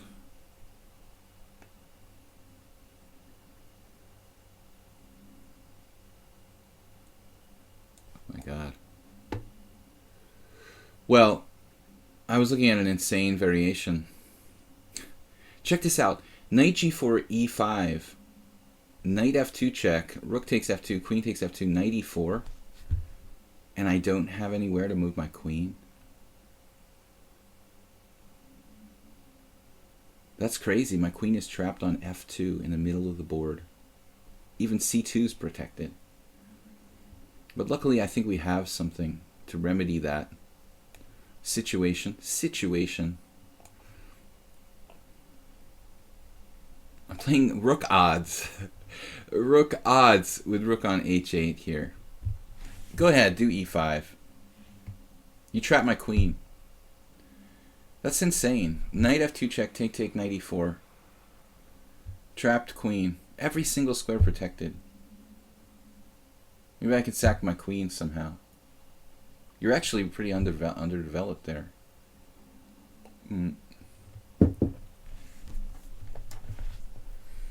Don't mock your bishop on d1. It traps my queen in the key variation with e5 and knight e4. Knight e7 makes that knight terrible good. Knight e7 is on the way. If e5 knight e7 looks devastating. Actually, I mean I'm talking a lot of shit here, but if he did e5, I had rook takes f4, which is probably just simple chess. So queen takes b4, or knight takes b4. Looks like white's just melting here. The Wicked Witch of the Wizard of Oz. Melting. You're just completely melting. Knight takes b4. Ooh. I guess this is a decoy.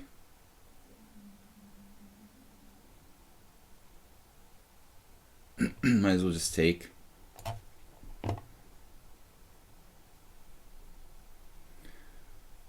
C2 is melting too. Oh, now, okay, trading queens. I'm mocking him. Well, let's trade queens. Rook takes f4. It's kind of greedy, isn't it? It is a relatively important pawn, though.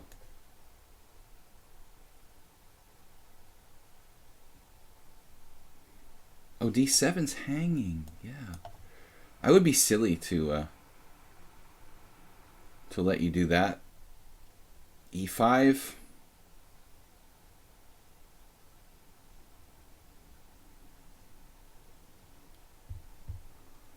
Oh man. No, this is dangerous e5. He's got a little bit of counterplay here.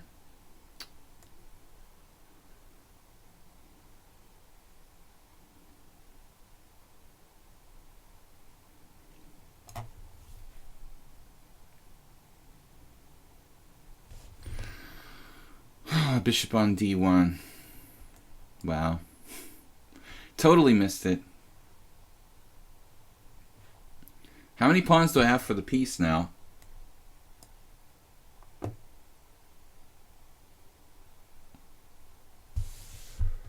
That's really humiliating.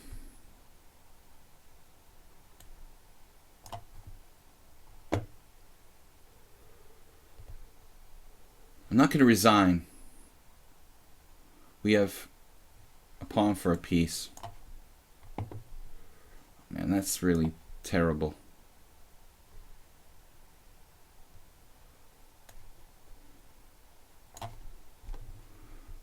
I think Blue Crow could mess this up.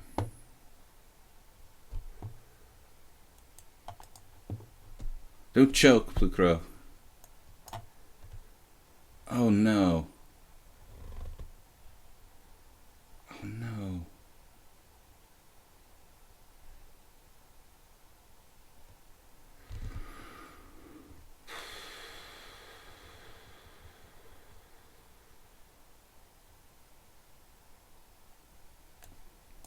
Looks like I'm getting mated.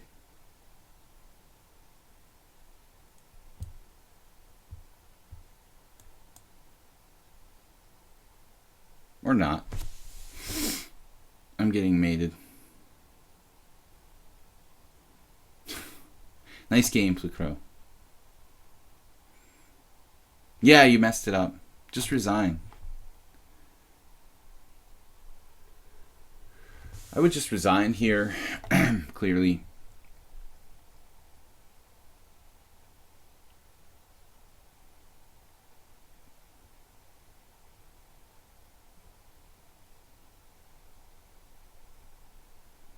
Oh, he found it. He was slow rolling me. If he was the moderator, I would resign.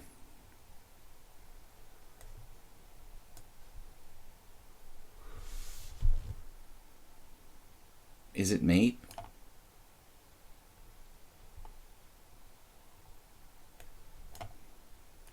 Oh, you missed knight f6 there. That was crushing.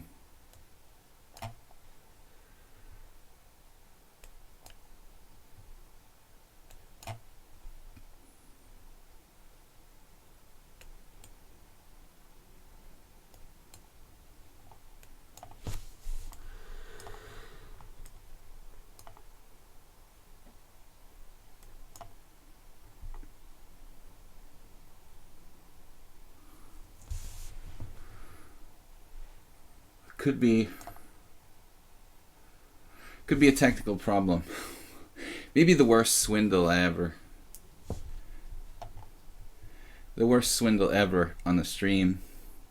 I normally resign when I'm down rooks and pieces, but I don't know why. I just wanted to continue.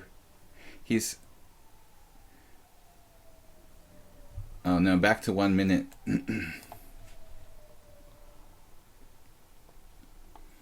The power of the two united pawns.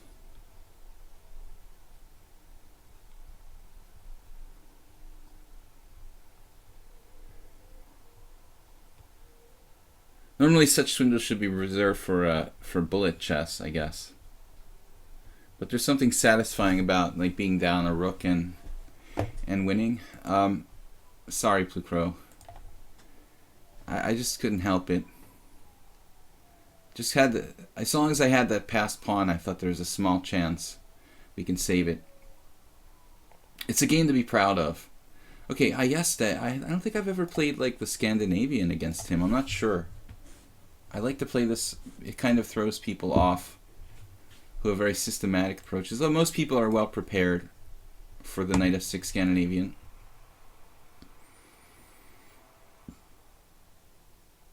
You need a break. Sorry, Plucro. All right.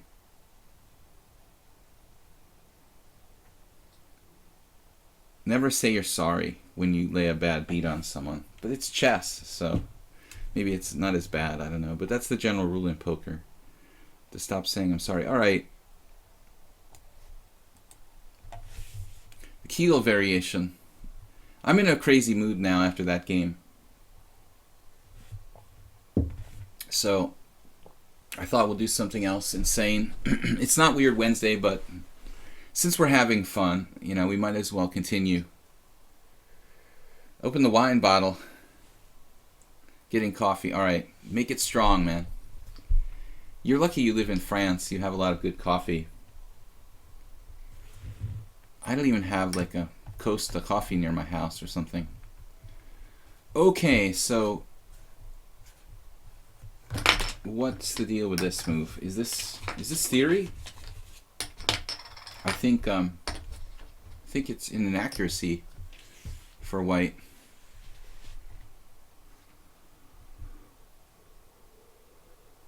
Is this some kind of sort of pawn sacrifice? Intentionally? I've never seen anyone do this.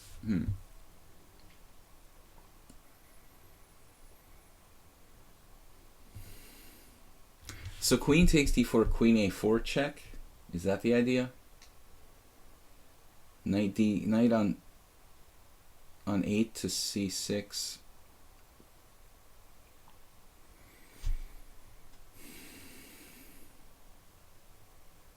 I don't know. I mean, it just seems like I have to do this. Otherwise, my whole opening would be utterly pointless. If this doesn't work, then the whole variation is refuted.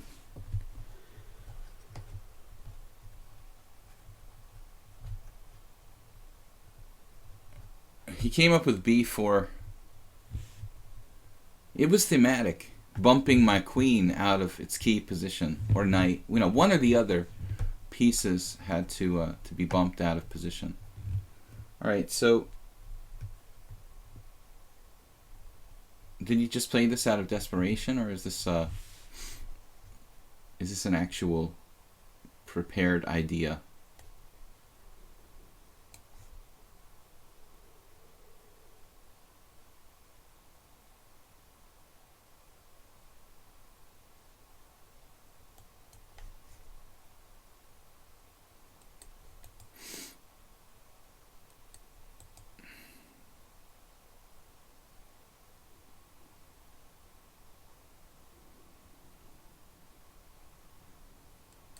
I guess they actually knows this, or here I have knight d3 check.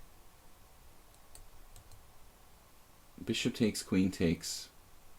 I'm just losing there.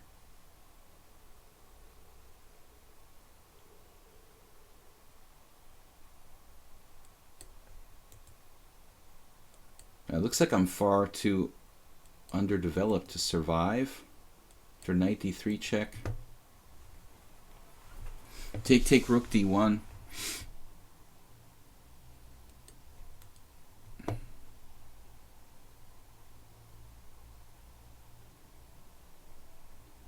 So queen d8.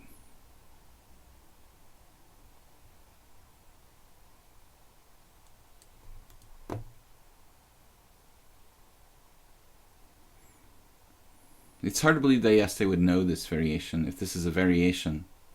I've never seen it in my life. White playing this intentionally. Most people are very surprised by knight to b4.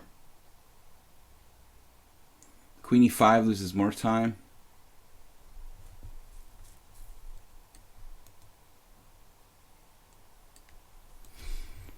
Alright, let's see. Knight d3 check, take, rook d1. We seem to have a big problem there. Threat of knight b5. Probably no defense.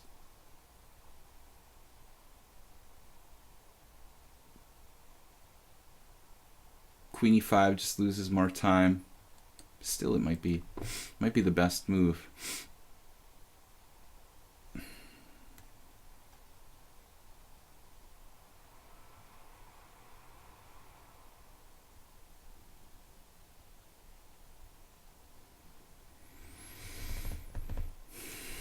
I don't know what else to do.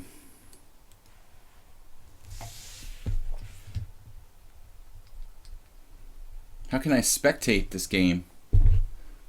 Yeah, I mean, just go to lichess, but I mean, you go on lichess, you can follow me. Follow me on lichess, and then you can click anytime if I'm playing a game. All my life, I never saw anyone play this with white.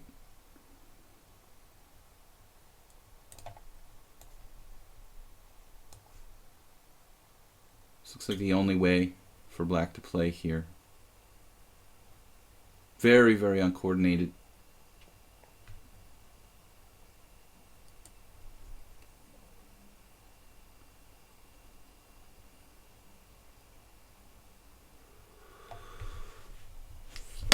He's just trading queens. All right, we're threatening knight to c2.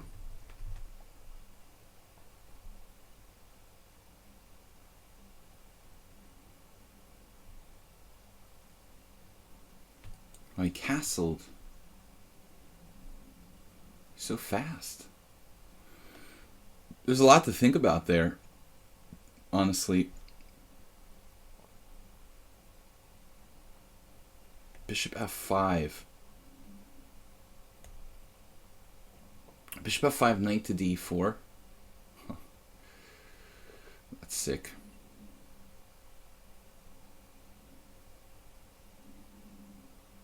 Bishop g6.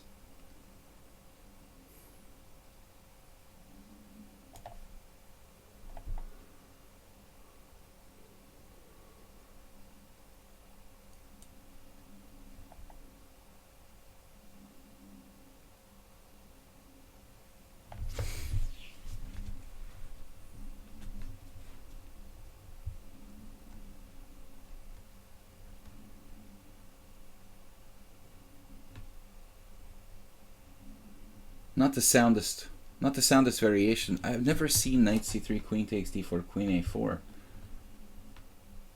I guess it's just bad. It's just bad for black.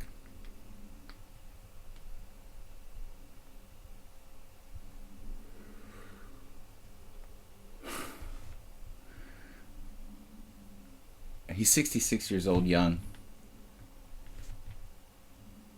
Oh no. I guess he played h3.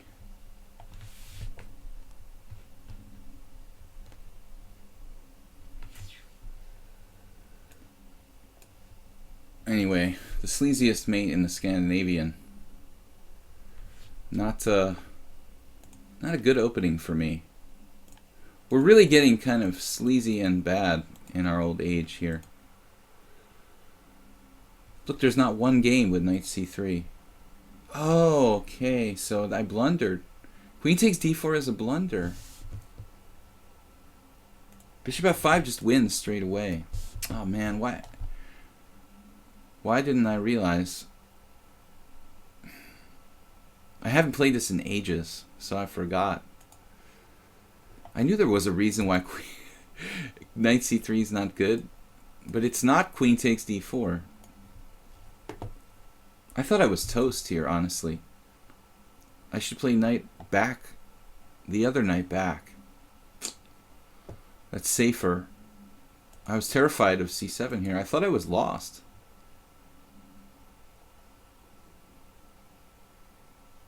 Apparently queen g4. And queen e5 is just a terrible move.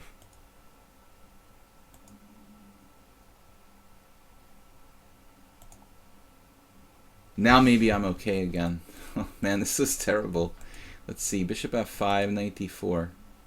Yeah, knight d4 is okay, or b3. Alright, interesting game. At least it was fun. Guys, we have time for at least one more game. Arsenal fan.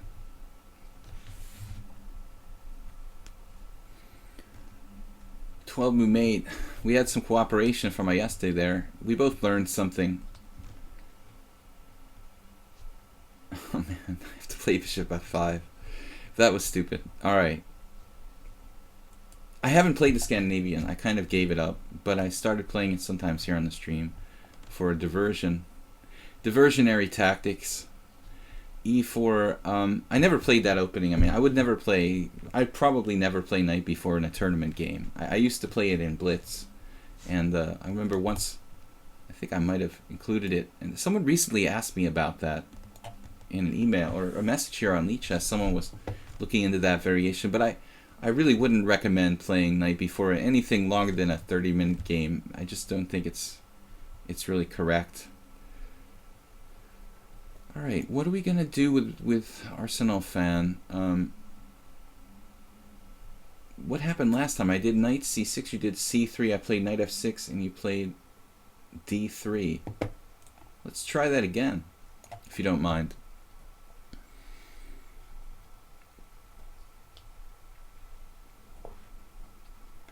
What? The open Sicilian? I thought you played c3.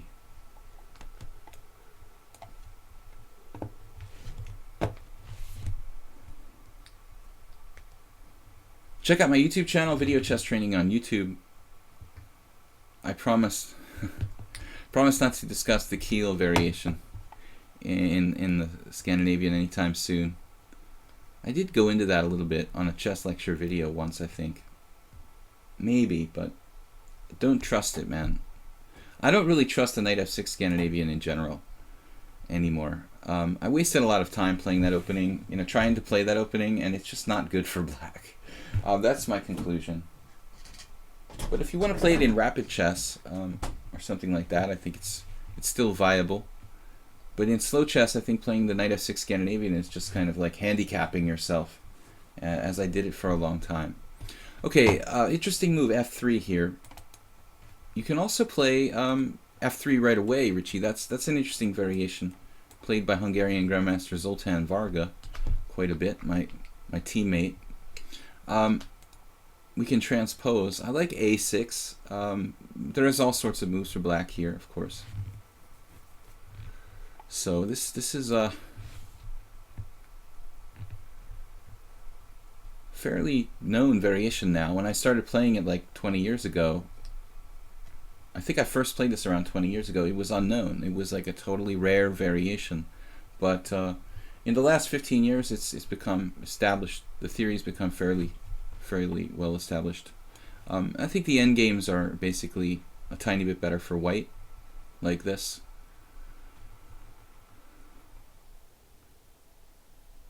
I haven't really researched it too much lately. I haven't been seeing a lot of f3. You You can't wake up without grits and bacon and cheese. Oh, that's... My breakfast today was banana, salami, and rice cakes. It's a pretty weird combination. I was getting kind of desperate. Running out of food in the house. I don't have too much time. In the morning, I wake up kind of late. I didn't really have time to eat properly, but that's my diet. All right, now pawn takes pawn. This is a tough call here. Both ways are possible. Pawn takes pawn or knight takes. And, I mean, knight takes is probably the move. I would have no problem choosing that against a strong player where I don't mind trading pieces, but against a lower rated player where I feel like there's an obligation for me to play for a win, maybe it's already too late to be thinking like that, though. Pawn takes pawn is more fundamental, I guess, right? Keeping pieces on and establishing a strong pawn in the center. It's just that if you look a little deeper into this position, you start to see the white has a lot of potential for a kind of Nimzovician blockade of the structure. You know, it looks nice. I have a strong pawn in the center, yeah. But white has also a good setup as far as blockading that pawn. So Nimzovich liked to play this type of structure in the Scotch. It's just not that easy for black to really use the center as an advantage profitably. It's not just good for black. It's kind of unclear. Knight takes is the safer move. I would play against the 2600, trading some pieces, probably. But maybe knight takes, white can play something like bishop d4 there. I need to look at this a little deeper. Now the question, can we play e5? e5 followed by d4? It's a little like a Grunfeld. Like I'm playing the white side of a Grunfeld. Giving me the big center so he can take it apart later on. Or we can play a more conservative, you know, solid e6 structure. That's much safer for black.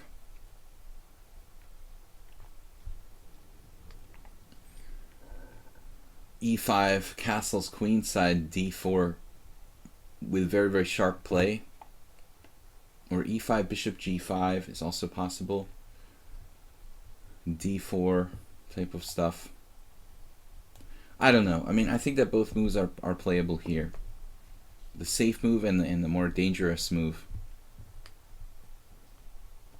e5 is the most dynamic. I have nothing to lose. I've been playing like a maniac the last 2 games, so it's not too much. I think it's just a stylistic choice. You know, do you want to play conservatively or do you want to really take a risk? You know, e5 is sharper, and it's gonna require more careful play. My center is kind of a paper tiger. I mean, it looks nice. You know, it looks really aggressive, but if it extends itself too far, it just kind of falls apart. That's what white's strategy is here. So yeah, bg5 looks like the best move to me. Sometimes you just have to waste a move. Now d4. There are other moves though. Bishop e6.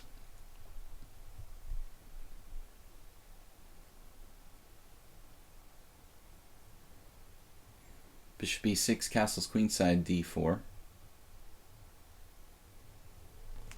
All right, let's.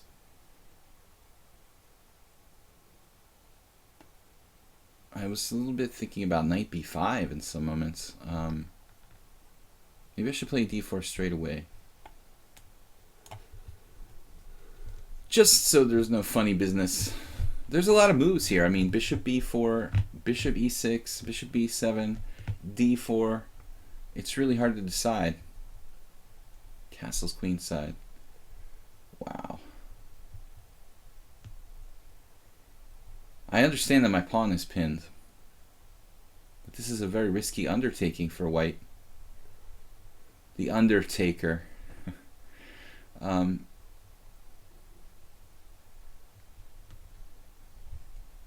Fargo season 2. Was the Undertaker like a wrestler?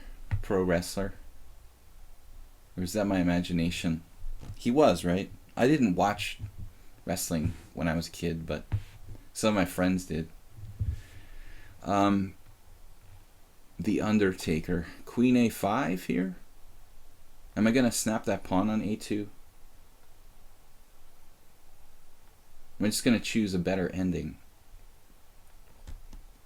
I'm not actually threatening anything. Well, maybe I am. Maybe I am. Taking that pawn, takes c3, winning a piece. Yeah, that is a threat.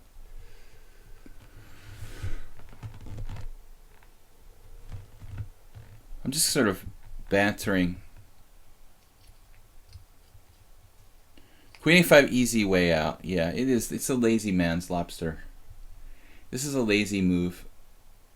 It gets out of the pin, you know, and also, I mean, I could have played bishop b4. Maybe that would have been more dynamic. I was a little scared, though, honestly, about my e5 pawn. The nice thing about queen a5 is that keeps that guy protected. I mean, I'm a little bit concerned that he might turn the corner on the position and start playing against my e5 pawn. Rook e1, hit my e5 pawn. It'll fall with check. Black is okay here. Are we winning material? Not really. Well, knight e4 is pretty complicated. Knight e4, queen takes a2. We just take the material. That's actually nasty. Are we like winning? It doesn't seem fair. That's an accurate move order, right? I have to take back. Taking on c3 is not recommended.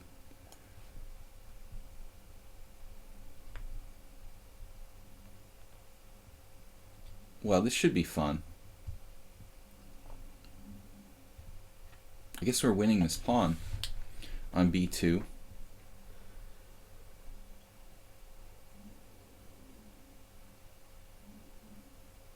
Looks I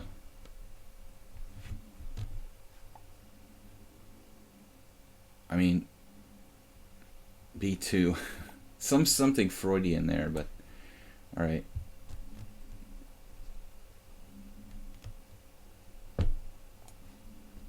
We're here to play chess, right? Not trade queens. Oh no.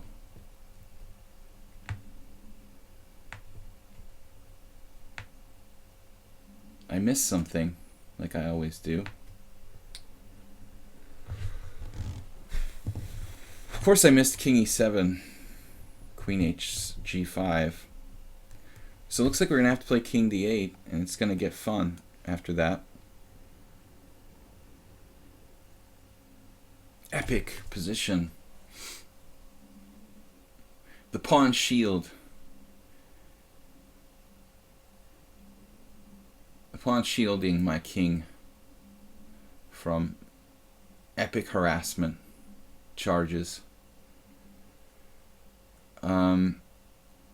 I have a bad feeling about this.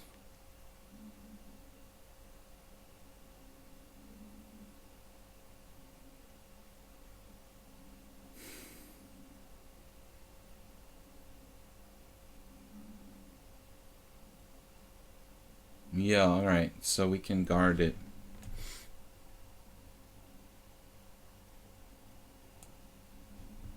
I don't know if I have better. I keep missing moves.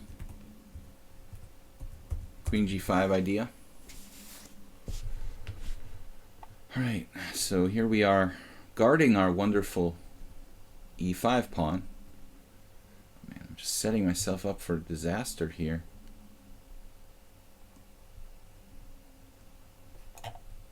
Now hold on a second. Maybe he doesn't really have a big discovery. Problem is, what do I have?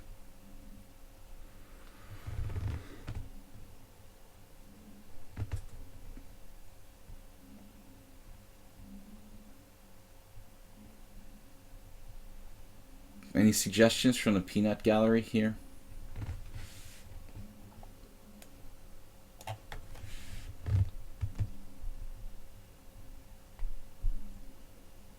So we walk the king away to c7. I'm a little concerned that white catches up in development. Catches up. I mean, white outstrips me in development, let's say. Slightly worrisome possibility. Getting wrecked due to lack of development. He could play king e2 there, but it's pretty messy, I admit. I mean, c3 would be another adventurous move, but I don't think that's really healthy for white.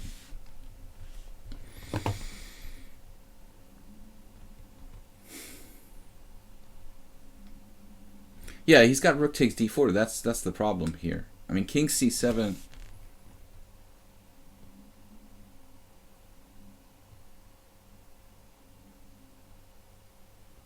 King c7, knight e8 check. Is not convincing, right?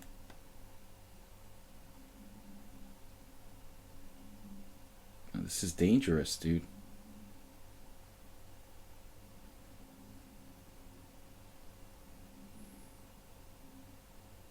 This just seems really dangerous.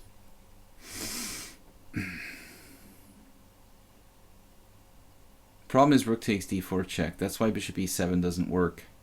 So if I want to make a move here, it probably has to be king c7. But to be honest, he's starting king b1 maybe. Bishop c4 looks like a problem. Yeah, I think it's just... I went off for a draw here. I don't really trust my position. Let's see.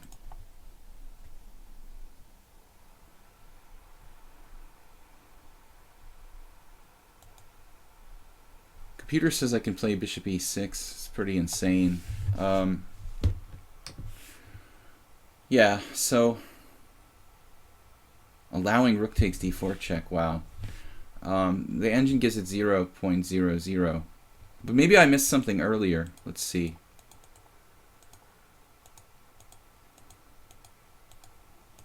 Where did we leave book? I'm surprised this has never been played before.